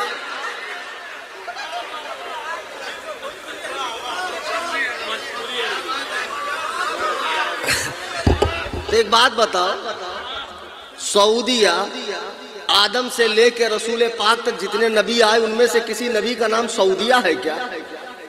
کہ جتنی کتابیں اللہ نے آسمان سے اتاری اس میں سے کسی ایک کتاب کا نام سعودیہ ہے؟ کہ فقہی مذاہب میں سے کسی ایک مذہب کا نام سعودیہ؟ تو یہ کیا بولتا ہے ہم نے سعودی میں نہیں دیکھا؟ تو نہیں دیکھا تو مت دیکھ، ہم کیا کریں؟ ہم نے سعودیہ کا تھوڑی کلمہ پڑھا ہے، ہم نے رسول اللہ کا کلمہ پڑھا ہے۔ سعودیہ میں ہیلووین دیکھا، سعودیہ میں تھیٹر بن رہے ہیں، سعودیہ میں جوئے کھیلے جا رہے ہیں، عورتوں کو لائسنس مل رہا ہے، یہودی اب مسجد نبوی میں آ رہے ہیں، مسجد حرام میں آ رہے ہیں، تو سعودیہ کی چاٹتے رہے، ہمیں سعودیہ سے کوئی لینا دینا نہیں۔ اچھا یہ بنا انگریز کے دور میں، اب دیکھو نام بھی کتنا اچھا رکھ لیا، اہل حدیث، حدیث والے، ماشاءاللہ۔ لیکن ایک بات ان سے ضرور پوچھنا ہے نا تمہارے محلے میں، اب پکا میرے جانے کے بعد مولانا زین الدین مناظرے کے لیے کل بلائیں گے، جانے کے بعد ہی مناظرہ آتا ہے، کہہ رہے ہیں؟ اچھا وہ چیلنج کیے؟ ارے تو میں آیا ہوا ہوں، ہے کوئی مناظر صاحب؟ ارے کوئی بیٹھا ہے بھائی؟ آج مجھے بھی بہت زور سے مناظرہ آیا۔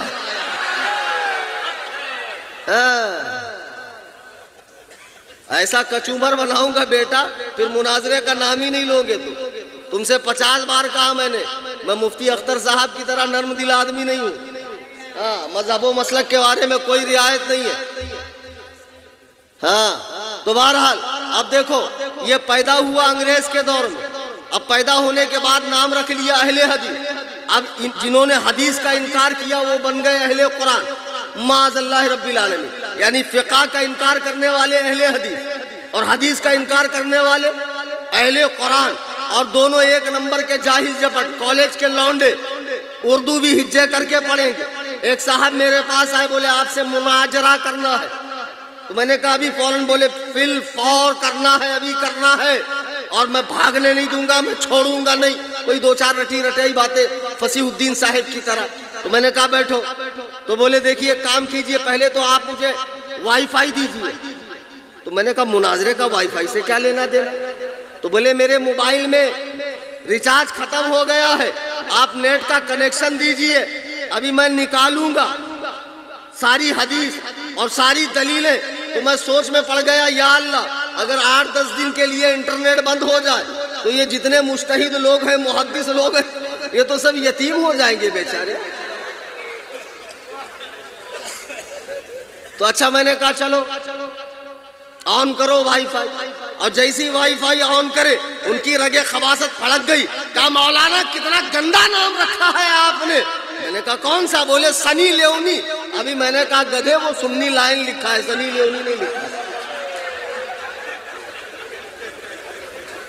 اب اس کے بعد نکالے رفع یدین کی حدیث، اب وہ جتنی حدیث پیش کرے، دیکھو اگر رفع یدین کی 2 لاکھ بھی حدیثیں یاد ہے، مفتی مزمل صاحب اور سارے علماء بھی سن لیں، ائمہ حضرات، اگر رفع یدین کی 10 لاکھ بھی حدیثیں ہو تو اصول یہ ہے کہ ہمیشہ حضور کا آخری عمل لیا جائے گا۔ کون سا؟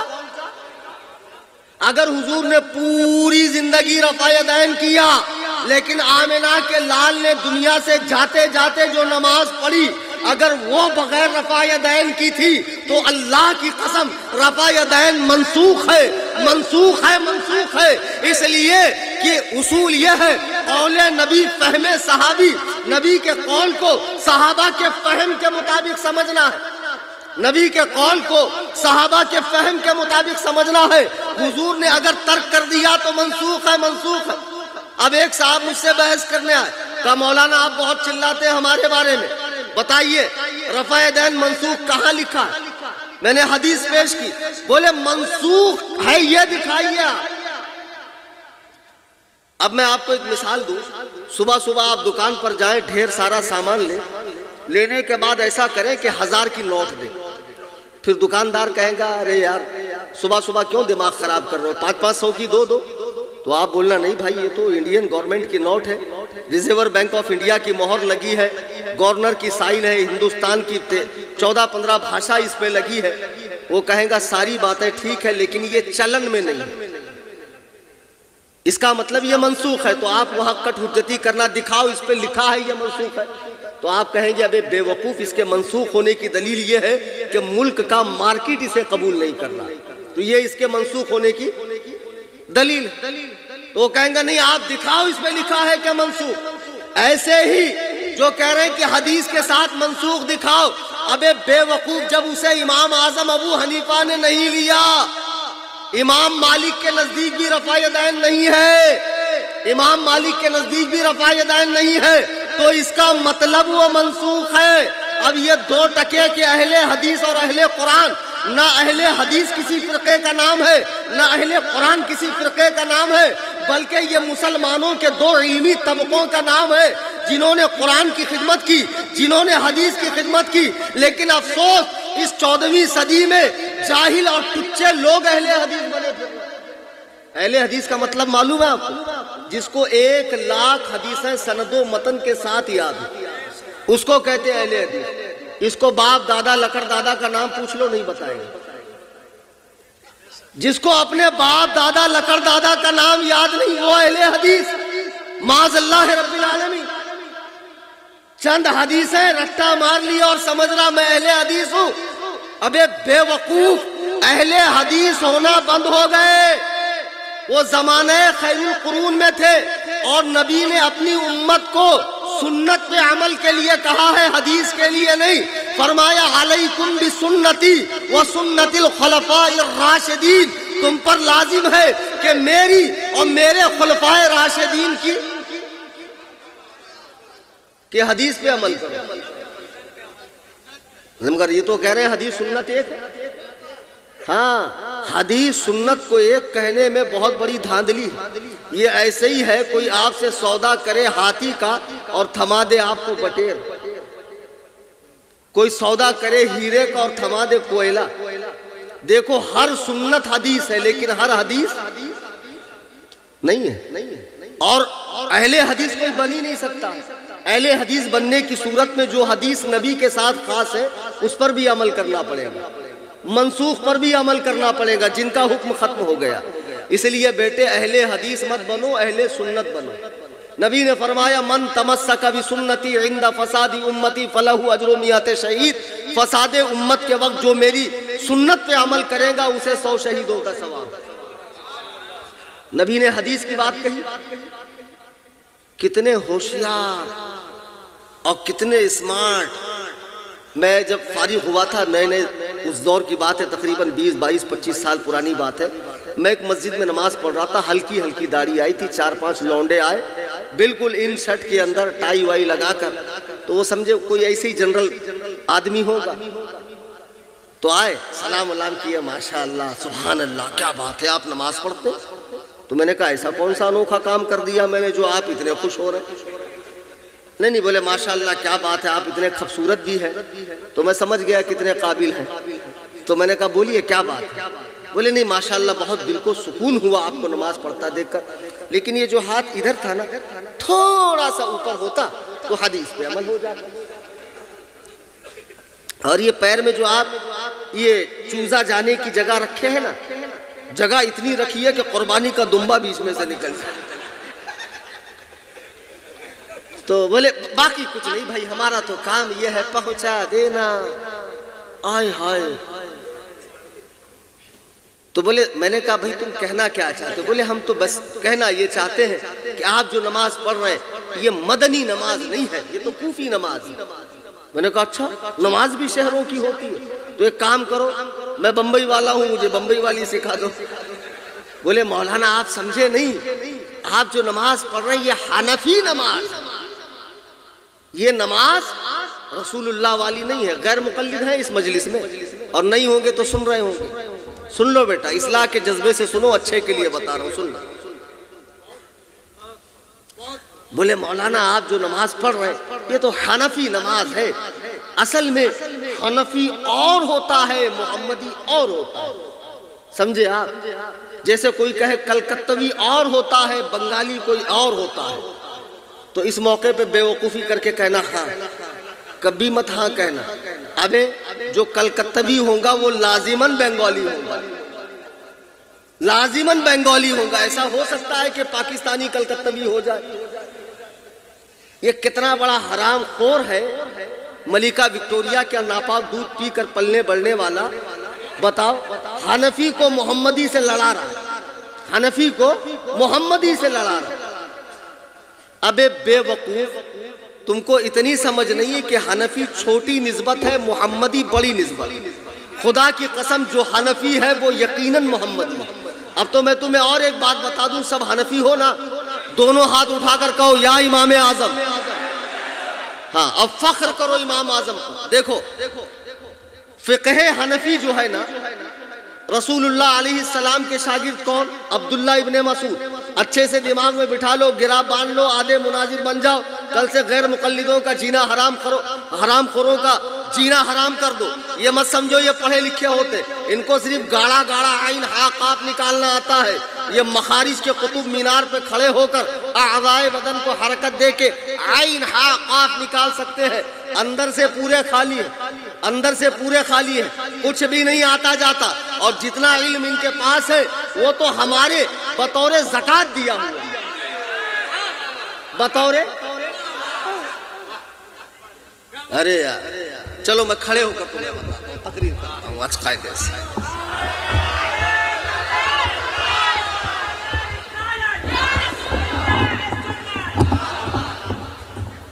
اصل میں 26 کو مناظرہ بھی ہے نا، انہی سے. شیخ فضیلت الشیخ چلی، ان کی پوری جماعت کے پاس جتنا علم ہے نا، وہ 100 میں سے 2.5% حنفیوں سے بطور بھیک ملا. دیکھو ان کے سب سے بڑے عالم میاں نذیر حسین دہلوی شاہ اسحاق حنفی کے شاگرد ہیں، شاہ اسحاق حنفی کے شاگرد ہیں. شاہ صاحب جب مکہ چلے گئے تو ان کی گدی کو قبضہ کر لیا اور وہیں سے غیر مقلدیت کو پھیلایا. انہی کا شاگرد ہے مرزا غلام قادیانی. مرزا غلام قادیانی حنفی نہیں تھا، غیر مقلد سے نبی ہونے کا دعویٰ کیا. ساری باتیں ریکارڈ ہو رہی، انٹرنیٹ پہ جا رہی ہے. صحیح بات ہے کہ نہیں اڑیسہ والے؟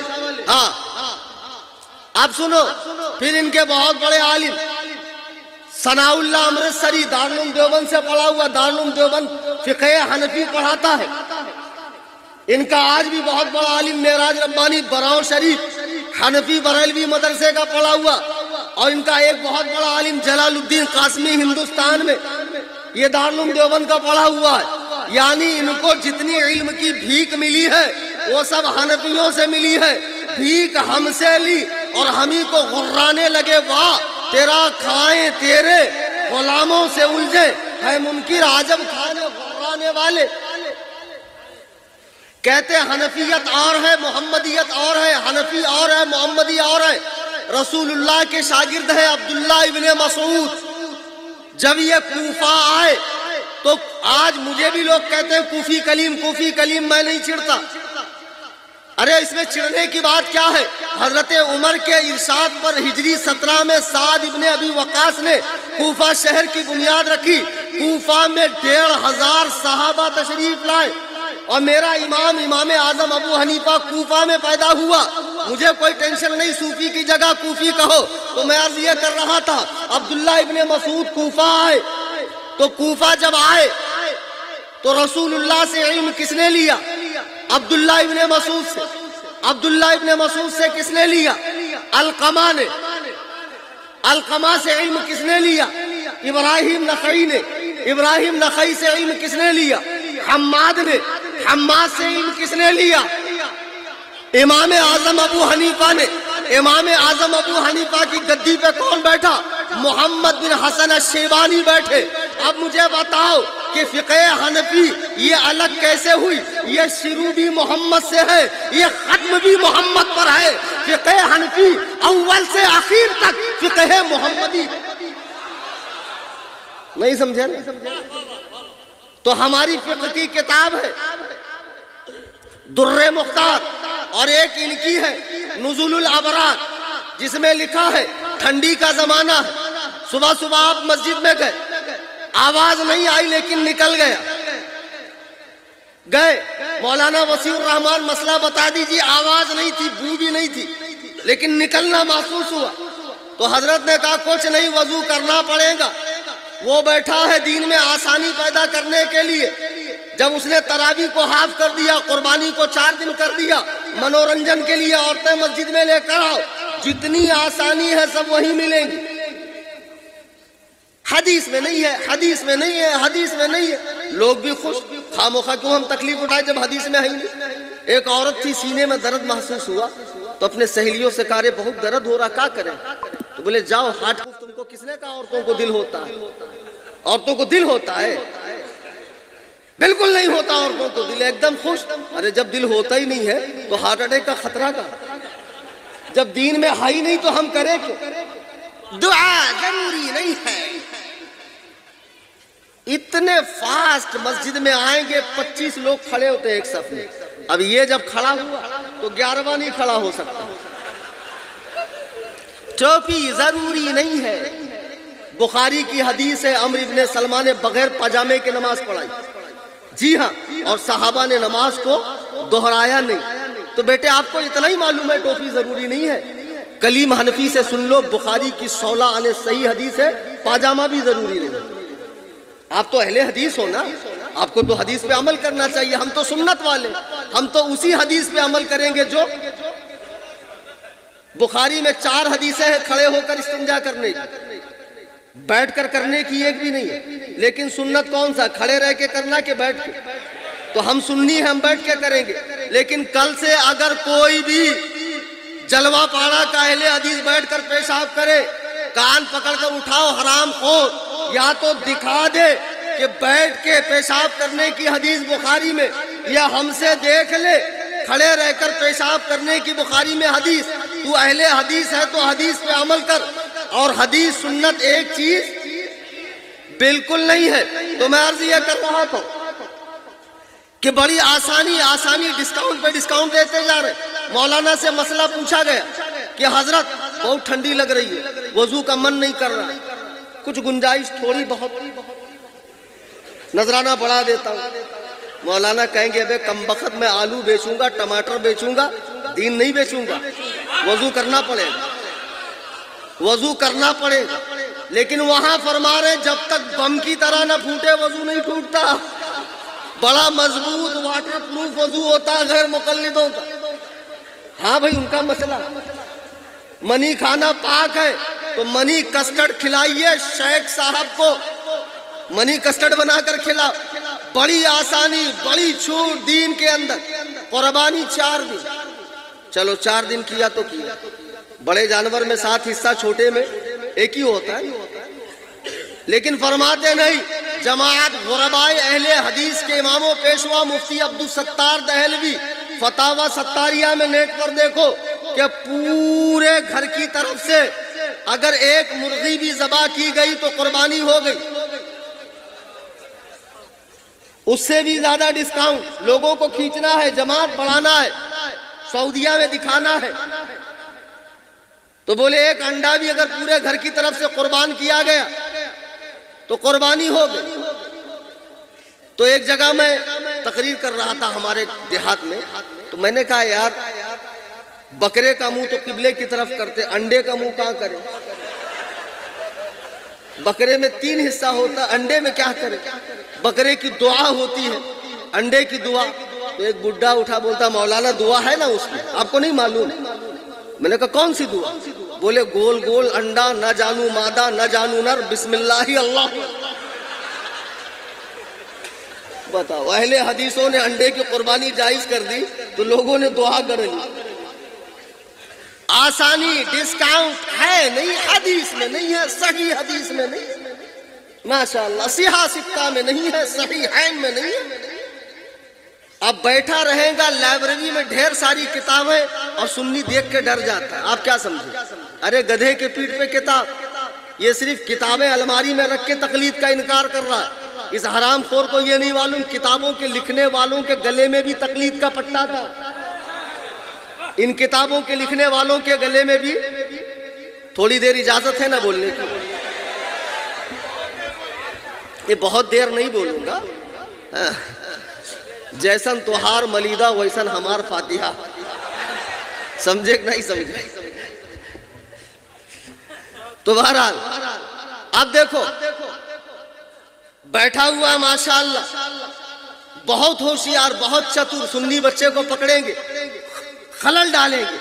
دیکھو میرے پاس تو حدیث ہے، ایسے ہاتھ باندھنا چاہیے، رفع یدین کرنا چاہیے، آمین چلانا چاہیے، فاتحہ خلف الامام، امام کے پیچھے سورہ فاتحہ پڑھنا چاہیے، انگلی کو بار بار یوں کرنا چاہیے. آپ کے پاس کچھ ہے بتائیے تاکہ ہماری اصلاح ہو جائے. اعلیٰ حضرت فرماتے ہیں شہد دکھائیں، زہر پلائیں، قاتل ڈائیں شوہر کش، اس مردار پہ کیا للچانا، دنیا دیکھی بھالی ہے. اب یہ آتا ہے امام صاحب کو پوچھتا ہے، امام صاحب کے پاس ٹائم کم رہتا، پروگرام بہت اٹینڈ کرنے ہیں، مدرسہ پڑھانا ہے، دکھا دیتے ہیں باہر شریعت سے. پھر وہ جاتا ہے، دیکھو باہر شریعت، ارے وہ شریعت کے باہر کا دکھا دیجئے تم کو، شریعت کے اندر کا ہم دکھائیں گے. تو باہر شریعت کا مطلب شریعت کے باہر ہوتا ہے بے گدہ الذی.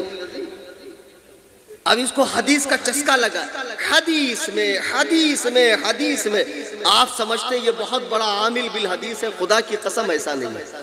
جتنی کتابیں اس نے رکھی ہے نا، یہ سب کے سب مقلدوں کی کتابیں. اچھا ایک بات میرے سمجھ میں نہیں آتی، غیر مقلدوں سے پوچھو یار. تم کہتے ہو اللہ نے 2 ہاتھ دیا، 2 چیزیں حدیث قرآن، 2 آنکھ دی ہے، ایک سے قرآن دیکھو ایک سے حدیث، 2 کان دیے ایک سے قرآن سنو ایک سے حدیث، 2 پیر دیے ایک سے قرآن کی طرف چلو ایک سے حدیث کی طرف. زبان تو ایک ہی دی ہے، اس کا کیا کریں؟ اماموں پہ بھونکے؟ اچھا چلو جب حدیث قرآن کافی ہے تو تمہارے مولوی نے ڈھیر ساری کتابیں کیوں لکھی؟ نزول الابرار، فتاوی ستاریہ، فتاوی علماء اہل حدیث، فتاوی ثنائیہ، ڈھیر ساری کتابیں تمہارے مولویوں نے کیوں لکھی؟ جب حدیث قرآن کافی ہے تو تمہارے مولوی کتاب کیوں لکھتے؟ نہیں لکھنا چاہیے.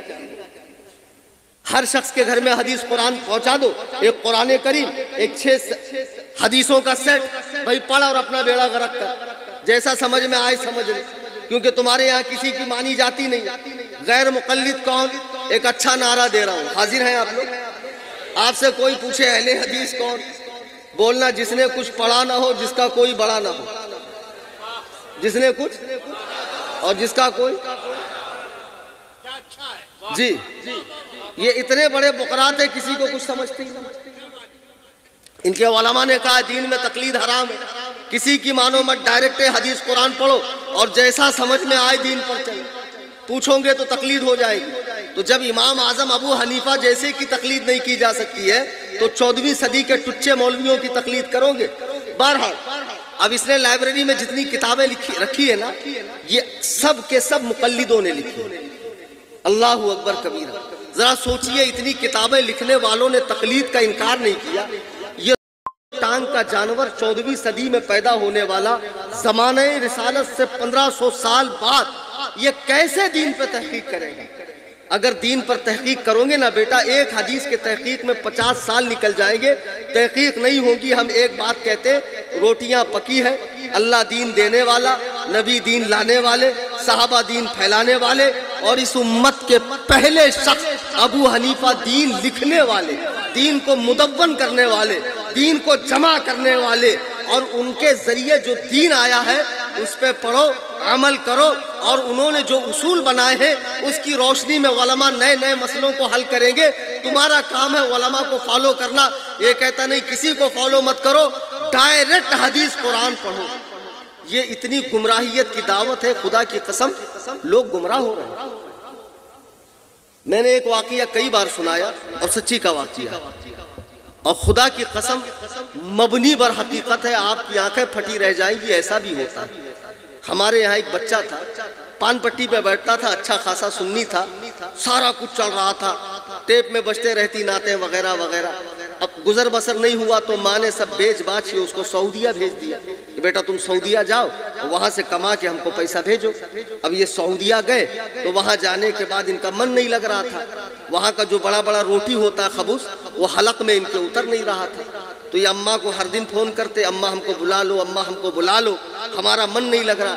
اماں کہتی خبردار مردود وہیں رہنا، آنا مت، بہت قرضہ ہوا ہے تمہارے پیچھے. تو اب اس نے سوچا کیسے کیا آئیڈیا لگاؤں کہ اماں مان جائے اور مجھ کو ہندوستان بلا لے. تو اس نے کیا کیا، 2-4 ٹھو خبوص وہاں سے پارسل بھیجا کہ اب اماں جب کھائیں گی خود ہی سمجھ جائیں گی اور ہم کو بلا لیں گی۔ اب جب انہوں نے خبوص بھیجا 2-3 دن بعد فون لگایا کہ اب دیکھیں اماں کا جواب کیا آتا۔ اماں بولتی بیٹا وہ جو تبرک تم سعودیہ سے بھیجے تھے نا وہ پورے محلے والے لے کر گئے، ہم کو تو کچھ بچا ہی نہیں، تم اب کی بار 10-20 خبوص بھیجنا۔ تو اب یہ سمجھ گئے اب کوئی چانس نہیں، اب یہیں رہ کے حدیث قرآن کی تحقیق کرو۔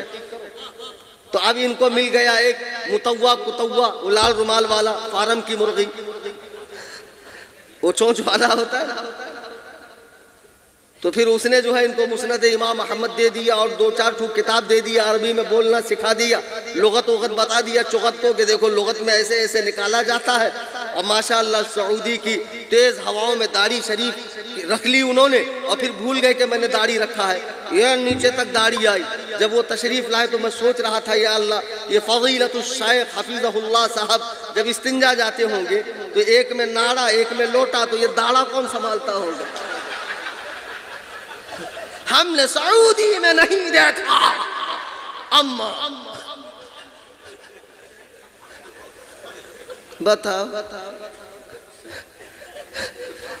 کیسے کیسے پاجامہ لوگ ہیں۔ حج کے موقع پہ بخاری کی حدیث ہے، عبداللہ ابن عمر اپنی داڑھی ہاتھ میں پکڑ کے فرما رہے ہیں کہ لوگوں نبی نے فرمایا داڑیاں بڑھاؤ مونچھیں پست کرو، آپ نے یہ کہہ کر ایک مشت سے جو زائد تھی کاٹ دیا۔ حج عمرہ کے موقع پہ یہ عمل اس لیے کیا کہ لوگوں کو پتہ چل جائے قول نبی فہم صحابی کیا ہے، نبی کے قول کو صحابی سمجھتا ہے کہ وہابی سمجھتا ہے۔ یہ 3 میل کا یہود چھاپ داڑھا رکھ لیے، اب وہاں سے آئے، اب ماشاءاللہ ماتھے پہ شامی کباب بھی ہے اور چغت کا منہ نظر ہی نہیں آ رہا، یہاں سے جو بال اگے اس کے، یہ یہاں سے آنکھ کے نیچے سے کچھ دکھ ہی نہیں رہا، ذرا سے ہونٹ دکھ رہا ہے، ناک دکھ رہی، آنکھ دکھ رہی، اتنی سی پیشانی وہ بھی پوری کالی ہو گئی۔ اب جب آئے تو بولے ابھی اماں ہمارا شادی کرا دو، اور شادی ودی بہت ضروری ہو گیا ہے، لیکن یاد رہے متبع سنت چاہیے ہمیں۔ فصیح الدین صاحب بولتے ہیں نا متبع سنت۔ اب بہت ہیرے، بہت تلاشے، بہت جستجو کی، بہت خاک چھانی، تب جا کر ایک لڑکی قاعدے کی ہمارے محلے کی ملی، نماز روزے کی پابند، شادی ہو گئی، دونوں خوش، دونوں ہیپی۔ اب اس کے بعد جب شادی ہو گئی تو لڑکی بھی نماز پڑھ رہی ہے، یہ محدث صاحب، مجتہد صاحب، محقق صاحب کیا کہیں، یہ بھی ماشاءاللہ نماز پڑھ رہے ہیں، جا کر لہرا کر آتے ہیں، ذرا جلدی جاتے ہیں، عصر کو 1 گھنٹہ باقی تو پہلے ہی چلے جاتے ہیں، محقق لوگ ہیں نا، آ جاتے ہیں، پھر دیکھ رہے ہیں خاتون نماز پڑھی۔ ایک دن عورت نے نماز نہیں پڑھا تو محقق صاحب کی طبیعت تھوڑی اوپر نیچے ہو گئی، نماز نہیں پڑھی ظہر کی، تو کہا دیکھتے ہیں عصر میں۔ پھر جب یہ عصر جلدی پڑھ کے آئے دیکھا انہوں نے عصر نہیں پڑھی، پھر دیکھا مغرب نہیں پڑھی۔ اب محقق صاحب کی طبیعت چھٹپٹائی، کہا اے جی تم نے ظہر عصر مغرب کیوں نہیں پڑھی؟ عورت نے کہا دراصل بات یہ ہے کہ آج میں پڑھنے کی حالت میں نہیں ہوں۔ تو کہا دیکھو ہم سے بقراتی مت جھاڑو، ہم سعودیہ میں اتنے سال رہے ہیں اور مسند امام احمد بغیر زیر زبر کے ہم نے پڑھی ہے، ہم کو مت سمجھانا، تو ہم کو مت سمجھانا۔ ارے عورت نے کہا میں اس حالت میں ہوں، نماز مجھ پہ نہیں ہے۔ کہا کسی حالت میں نماز معاف نہیں ہے، ابو داؤد کی حدیث ہے، اللہ کے نبی فرماتے ہر حال میں نماز پڑھنی پڑے گی۔ عورت نے کہا وہ ابو داؤد کی حدیث ٹھیک ہے لیکن ہم کو آ رہا ہے۔ بولے آ رہا ہو چاہے جا رہا ہو، نماز تم کو پڑھنی پڑے گی۔ تو عورت سمجھی شاید ان کو بات پوری طرح سمجھی نہیں، دیکھو یہ سچی کا واقعہ۔ تو عورت نے کہا میں اس وقت حیض کی حالت میں۔ تو بولے اس سے کیا ہوتا ہے؟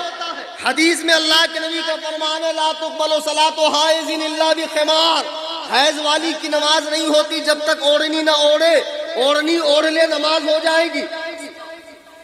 تو عورت نے کہا میں پورا لحاف پورا کمبل بھی اوڑھ لوں تب بھی نماز نہیں ہوگی، تم پگلا گئے ہو کیا جی؟ تم کیسے ہم کو نماز پڑھنے بول رہے؟ بولے وہ کچھ نہیں، یہاں رہنا ہے تو متبع قرآن و سنت بننا پڑے گا، اور وہ جہالت اور تقلیدانہ ذہنیت رکھنا ہو تو نکلو یہاں سے، جب تک تقلید کی زنجیر توڑ کر نہیں توڑوں گی نہیں میرے پاس مت آنا۔ اب عورت بھی پریشان، آج تک تو یہی مسئلہ سنی تھی، اب یہ تو حدیث دکھا رہا، وہ بھی عربی میں پڑھ کے سنا رہا۔ کیا صحیح ہے کیا غلط ہے. عورت مائکے آ گئی, اب پانی بھرتے بھرتے سہیلیوں سے کہا ایک ٹھو مسئلہ بتاؤ تو. کہا کیا؟ بولے تو کہا ایسا ایسا مسئلہ. عورتوں نے کہا دیکھو ہم تو لیپنا پوتنا کھانا بنانا یہ سب جانتی ہے, اب حدیث کا بات ہے تو مفتی کلیم جانتے ہیں نا, تو ان سے زیادہ تو ہم کو حدیث قرآن نہیں آتا. بولے انہی کے پاس چلو. بولے مسئلہ تو مجھے بھی پتا ہے نہیں, لیکن میرا شوہر سعودیہ سے پتہ نہیں کون کتاب پڑھ کے آیا, عربی میں بولتا ہے کہ ایسی حالت میں اوڑھنی اوڑھ لو نماز ہو جائے گی. تو لوگوں نے کہا ایک کام کرو, اس کا حل جو ہے وہیں پر مفت دماغی علاج کرتے ہیں, پیسہ بھی نہیں لیتے, اور جتنے بھی اڑیل سڑیل قسم کے ہیں جن کا پہلا مالا خالی ہے یا گوبر بھرا ہے نکال کر بھیجا گھسا دیتے. وہی ہے کلیم حنفی صاحب. اب آئے کلیم حنفی کے پاس, تو میں نے کہا کیا ہوا؟ بولے ایسی ایسی بات ہے. تو ہم نے کہا ایک کام کرو تم سسرال جاؤ اور ہم کو بلا لو چائے پر. پہلے تو تم کو شادی کرنی نہیں چاہیے, اب ہم ایک ٹرائی ماریں گے, کوشش کریں گے, اللہ نے توفیق دی تو ٹھیک, ورنہ بغیر طلاق کے واپس آ جاؤ, حلالے کی بھی ضرورت نہیں, کسی سنی صحیح العقیدہ سے شادی کر لیں. ہم نے کہا جاؤ. اب یہ گئی. اب اس کے بعد ہم کو انہوں نے بلایا, جب ہم گئے تو وہاں سے فضیلت الشیخ صاحب اتنا بڑا پیٹ العلوم لے کر تشریف لا رہے تھے. تو ایسا لگ رہا تھا کہ ماشاءاللہ پتہ نہیں مدینہ یونیورسٹی کے شیخ الحدیث ہے کہ جامع ازہر کے رئیس الجامعہ ہے. جب تشریف لائے ایک ہاتھ سے مسافہ, تو میں نے کہا دو ہاتھ سے مسافہ بعد میں ان کو سمجھاتا ہوں, ابھی معاملہ زیادہ گرم ہے, بیٹھ جائیے. تو میں نے کہا خیریت ہے؟ بولے مولانا خیریت ویریت سب بعد میں, اگر اس کے وکیل بن کر آئے ہو کتاب اللہ حدیث رسول اللہ, دو ہی بات میں جانتا ہوں, باقی تیسری بات میں نہیں جانتا ہوں, اسی کے روشنی میں ہم سے بات کرنا. میں نے کہا جی اسی کے روشنی میں بات کروں گا. ذرا یہ بتائیے کہ عورت و مرد کی نماز میں کچھ فرق ہے؟ بولے کوئی فرق نہیں ہے, بخاری کی حدیث ہے, یہ نمبر انٹرنیشنل نمبر, یہ لوکل نمبر, یہ اللہ کے نبی فرماتے ہیں صلو کما رأیتمونی اصلی, نماز ایسی پڑھو جیسے مجھے پڑھتا دیکھتے ہو. نبی کا یہ فرمان عورت اور مرد دونوں کے بارے میں ہے نا. یہ تو امام ابو حنیفہ نے الگ طریقہ نکالا ہے, عورتوں کی ایسے مردوں کی ایسے, ورنہ حدیث کی روشنی میں کوئی فرق نہیں. اتنا بول کر فاتحانہ نظروں سے میری طرف داد کی بھیک مانگ رہے تھے. اب کیا بولیں گے مفتی صاحب؟ تو ان کو پتہ ہی نہیں مفتی صاحب کتنے چتر آدمی ہیں.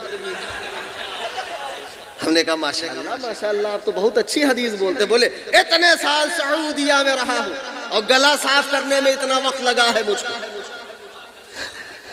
تو میں نے کہا اگر عورت و مرد کی نماز میں کوئی فرق نہیں ہے تو محدث صاحب یہ بتائیے اگر کسی آدمی کے بال لمبے ہوں اور وہ جوڑا باندھ لے نماز ہوگی؟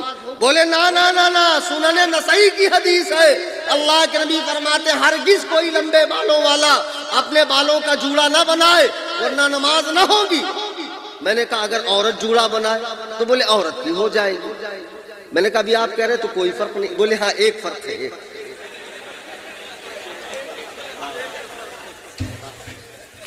میں نے کہا اچھا مرد اگر ٹوپی نہ پہنے تو نماز ہوگی؟ بالکل ہو جائے گی, اس کی تو کئی احادیث ہے, فلانا یہ نمبر فلانا. میں نے کہا نمبر رہنے دو, نمبر رہنے دو, ہم خود محدث آدمی, ہم کو کہاں تم نمبر بتا رہے ہو یار. اور میں نے کہا اگر عورت بغیر دوپٹے کے پڑے, نا نا نا نا نا, اس کا اتنا پتلا دوپٹہ ہو کہ بالوں کی سیاہی نظر آئے تو اس کی نماز نہیں ہوگی, بغیر دوپٹے کے کیسے نہیں؟ تو میں نے کہا ابھی تو آپ کہہ رہے تو کوئی فرق نہیں. بولے نہیں مفتی صاحب یہ دو فرق ہے. اب ان کو کئی فرق میں گنواتا گیا تو اس کے بعد نرم ہوئے فضیلت الشیخ صاحب.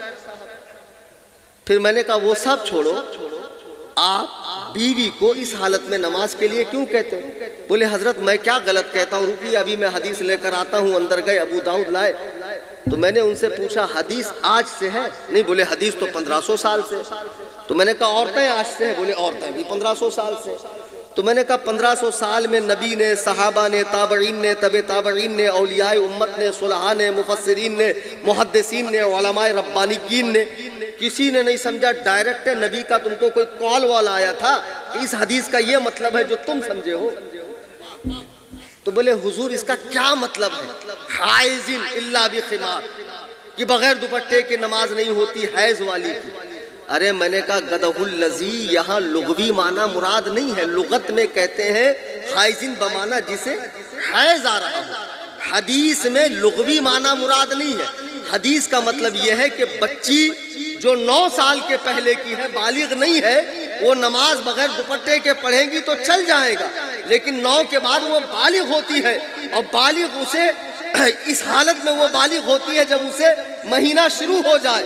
تو اب جب مہینہ شروع ہو گیا تو وہ بالغ ہو گئی، تو یہ جوان ہو گئی۔ اس جوان لڑکی کی نماز بغیر دوپٹے کے نہیں ہوتی۔ یہاں حائزن بمانا بالغتن ہے، تم کو حدیث سمجھ میں آتی ہے؟ بولے حضور یہ تو بہت بڑا غلطی ہو گیا ہم سے۔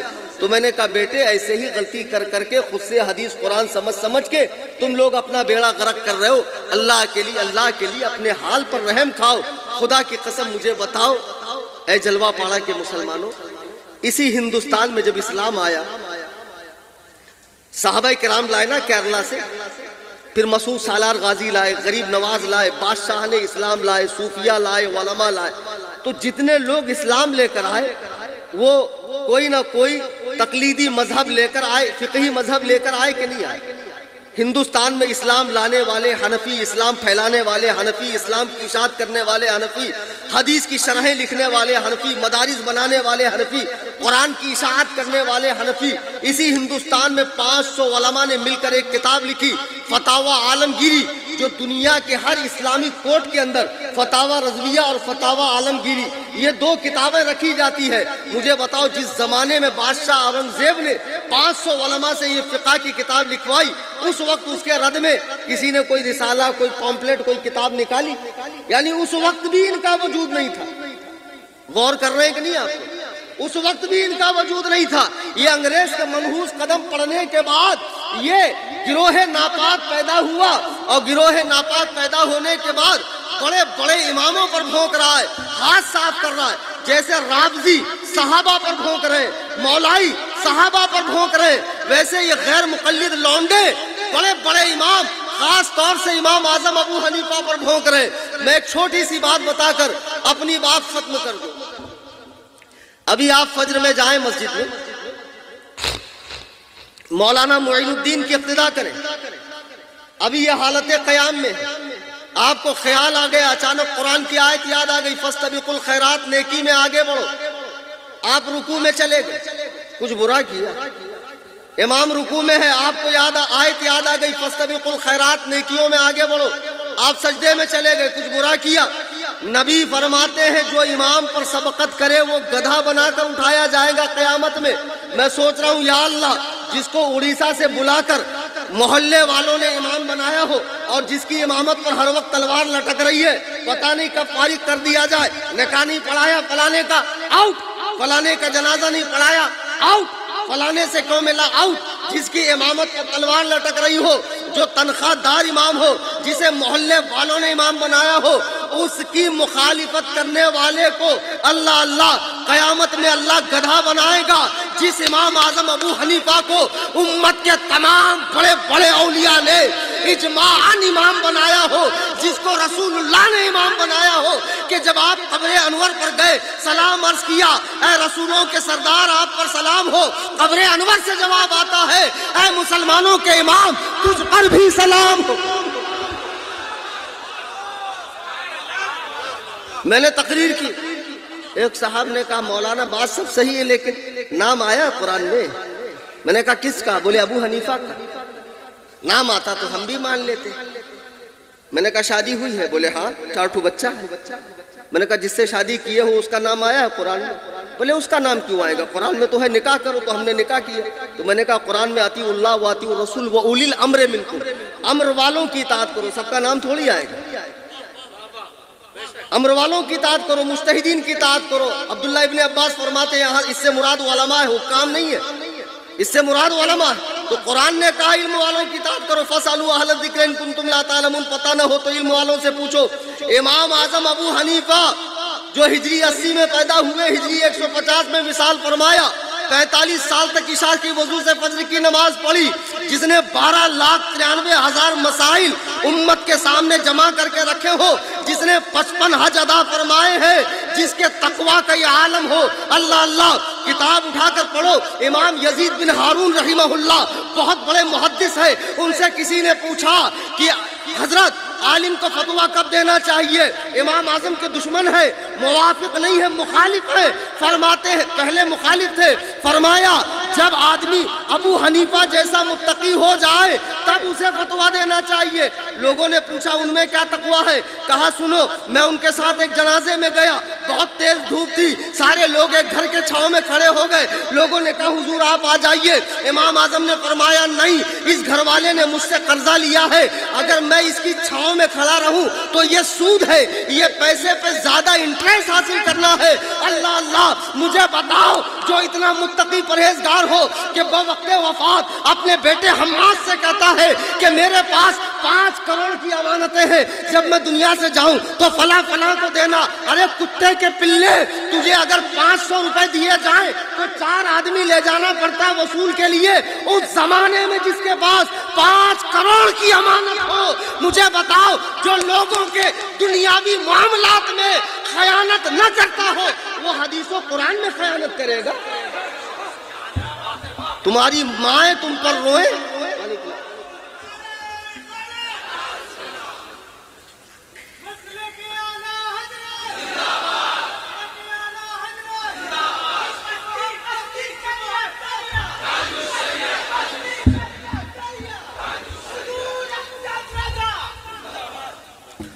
جو دنیاوی معاملات میں خیانت نہ کرتا ہو وہ حدیث و قرآن میں خیانت کرے گا۔ شرافت سے رہو، حساب میں رہو، سنی ہو سنی بن کر رہو، صحابہ اہل بیت پاک کا ادب کرو، نہ خارجیوں کی طرح اہل بیت پاک سے بغض رکھو، نہ رافضیوں کی طرح صحابہ سے بغض رکھو، نہ غیر مقلدین کی طرح ائمہ اربعہ سے بغض رکھو، خاص طور سے امام اعظم ابو حنیفہ۔ آج کنفرم کر لو ہماری پہچان محمدی، سنی، حنفی، یہ ہماری پہچان ہے۔ محمدی، سنی، حنفی، بریلوی۔ حنفی تو دیوبندی بھی بنتے ہیں، وہ حنفی نہیں منفی ہے۔ ہاں ان کی حنفیت سے ہمیں کیا لینا؟ جو محمدی نہ ہو تو حنفی بن کر کریں کیا؟ ٹھیک ہے، یہ ہماری پہچان ہے۔ اب لوگ کہیں گے کافی تھا محمدی، سنی، حنفی، اب اس سے آگے کیا ضرورت تھی آپ کو؟ بھئی ضرورت یہ تھی، میں نے وہاں بھی بتایا تھا ٹکیا پاڑے میں کہ 50-60 سال پہلے آپ جائیں گے تو گھی کے 2-4 نام نہیں تھے، بس ایک ہی نام تھا، گھی تھا، صرف گھی تھا۔ لیکن بعد میں جب مارکیٹ میں ڈالڈا آیا تو پھر اب ضرورت پڑ گئی کہ گھی کو کچھ نام دیا جائے۔ پہلے گائے ایک ہی تھی، دیسی گائے، جب جرسی گائے آئی 40-40 لیٹر دودھ دینے والی، تب ضروری تھا کہ اوریجنل گائے کو کسی نام سے پہچانا جائے۔ جب مرغیاں ایک ہی قسم کی تھی جو 20 دن انڈے پر بیٹھ کر گھول گھول کر بچے نکالتی تھی، بعد میں ٹیکنالوجی بڑی، مشینیں آ گئی، ادھر سے کچا ادھر سے بچہ، ادھر سے کچا ادھر سے بچہ، سارے لال رومال والے ایک پنجرے کے اندر جمع ہو جاتے ہیں۔ فارم کے مرغے فڑاک سے اللہ میں، پھر سے اللہ میں، جھٹ سے اللہ میں۔ مرغی کی بھی ضرورت ہے، تو اب ضرورت ہوا کہ جو اوریجنل ہے اس کو دیسی کہا جائے، دیسی مرغی، دیسی گائے، دیسی گھی۔ گھی کا پہلے نام دیسی نہیں تھا، جب ڈالڈا آیا تب گھی کو کیا کہا جانے لگا؟ ہم سنی ہی ہیں، لیکن جب اور سنی حنفی بن کر دیوبندی آیا تو ضروری ہے کہ جو اوریجنل ہو اس کے لیے ایک نام رکھا جائے، تو اوریجنل کے لیے بریلوی رکھا گیا۔ وہابی مر جائے گا، دیوبندی مر جائے گا، اپنے آپ کو بریلوی نہیں کہے گا، مولائی مر جائے گا، نشیڑی مر جائے گا، پیر صاحب مر جائیں گے، اپنے آپ کو بریلوی نہیں کہیں گے، اس لیے کہ بریلوی ہونے کے لیے بہت جگرا چاہیے، ایسے کوئی بریلوی نہیں بنتا۔ سچا عاشق رسول، سچا صحابی، سچا اہل بیت کا چاہنے والا، سچا ائمہ دین کا چاہنے والا۔ آج کا یہ مبارک جلسہ جو بچوں نے منعقد کیا ہے، پیغام لے کر اٹھیے، محبت صحابہ، محبت اہل بیت اور مذہب امام اعظم ابو حنیفہ پر سختی سے قائم رہنا، اور یہ 2 ٹکے کے غیر مقلدوں کو بعد میں آ کے ٹھوکوں گا قاعدے سے۔ 2 اعلان سن لو قاعدے سے۔ پیچھے جاؤ بیٹا، وہاں کھڑے رہو۔ گیٹ کے پاس کچھ بچے اسکینر اور کوپنز لے کر کھڑے ہیں، ٹھیک ہے؟ اب دیکھ رہے ہیں آپ خانقاہوں سے رافضیت بڑھ رہی ہے، مدرسے تو بہت ہیں، جامعات تو بہت ہیں، میں ممبئی میں خانقاہ بنا رہا ہوں، بناؤں کہ نہیں بناؤں؟ اجازت ہے؟ تو ایسی باتوں سے ہوا میں نہیں بنانا، خلا میں فضا میں نہیں بنانا، زمین پر بنانا، تو اس کے لیے پیسے چاہیے۔ تو ظاہر سی بات ہے وہ کوپنز ہے، تو سب سے پہلے آپ ٹوٹیں گے 50 والے پہ، 100 والے پر، ایسا ظلم مت کیجئے، اس میں 500 کا بھی کوپن ہے۔ اپنے ماں باپ کو ایصال ثواب کے نام سے، مرشدوں کو ایصال ثواب کے نام سے، سرکار امام اعظم حضرت سیدنا امیر معاویہ ابو بکر صدیق کو ایصال ثواب کے نام سے کوپن لیتے جائیں، 500، 200، 100، اور جن کے پاس نہیں ہے وہ 50 کا لیتے جائیں، اور جن کے پاس کیش نہیں ہے، اسکینر ہے، اسکینر کے اوپر آپ اپنی رقم بھیجیں، لیکن ضرور دیں۔ گیٹ پر بچے کھڑے رہیں گے، جاتے جاتے آپ ضرور حصہ لیں۔ اور دوسرا اعلان یہ، 26 تاریخ کو میرا مناظرہ حیدرآباد کی سرزمین پر، آپ دیکھنا چاہتے ہیں نا تو میرے چینل میں آ جاؤ بھائی۔ اہل سنت کا سب سے بڑا چینل اس وقت 1,10,000 کے قریب فالوورز ہیں اس کا، واٹس ایپ۔ آپ کو کام یہ کرنا ہے، واٹس ایپ اوپن کرنا ہے۔ واٹس ایپ اوپن کرنے کے بعد، ماشاءاللہ، واٹس ایپ اوپن کرنے کے بعد اپڈیٹس میں جانا ہے، اپڈیٹس لکھا ہوتا ہے، وہاں جا کر اوپر دیکھو کیمرے کے بازو میں سرچ کا بٹن ہے، وہاں ٹائپ کرو سنی، SUNNI سنی، نیچے بہت سارے نام آئیں گے، جو سنی جمعیت الاحناف آئے گا اس پہ کلک کیجئے، ٹرمز اینڈ کنڈیشن کو دبائیے، فالو لکھا فالو دبائیے، بیل آئیکن کو دبائیے، اس کی لنک کو اسٹیٹس پہ سوشل میڈیا پہ شیئر کیجئے۔ اس چینل سے ہر سنی کو جوڑیے۔ ابھی رد دیوبندیہ شروع ہے، پھر اہل حدیثوں کا میں الف بے سے جو شروع کروں گا تو یہاں تک لے کر جاؤں گا، اور جتنا میں ٹھوکتا ہوں ان غیر مقلدوں کو شاید ہی کوئی ٹھوکے۔ تو چینل سے جڑ جائیے اور جاتے جاتے خانقاہ حنفیہ کے لیے تعاون کیجئے۔ دوران تقریر قرآن کریم پڑھنے میں، حدیث پاک کے الفاظ بولنے میں مجھ سے کوئی غلطی خامی ہوئی ہو، میں اللہ کے حضور معافی مانگتا ہوں، اور تمام حاضرین سامعین کے سامنے توبہ کرتا ہوں۔ استغفر اللہ ربی من کل ذنب واتوب الیہ، لا الہ الا اللہ محمد رسول اللہ صلی اللہ علیہ وسلم۔ ہر رہ گزر پہ شمع جلانا یہ ہے میرا کام، تیور ہے کیا ہوا کہ یہ میں دیکھتا نہیں۔ خانقاہ کے لیے جلدی تعاون کیجئے گا، چونکہ مجھے آدھے گھنٹے کے بعد ایئرپورٹ کے لیے نکلنا ہے۔ وما علینا الا البلاغ۔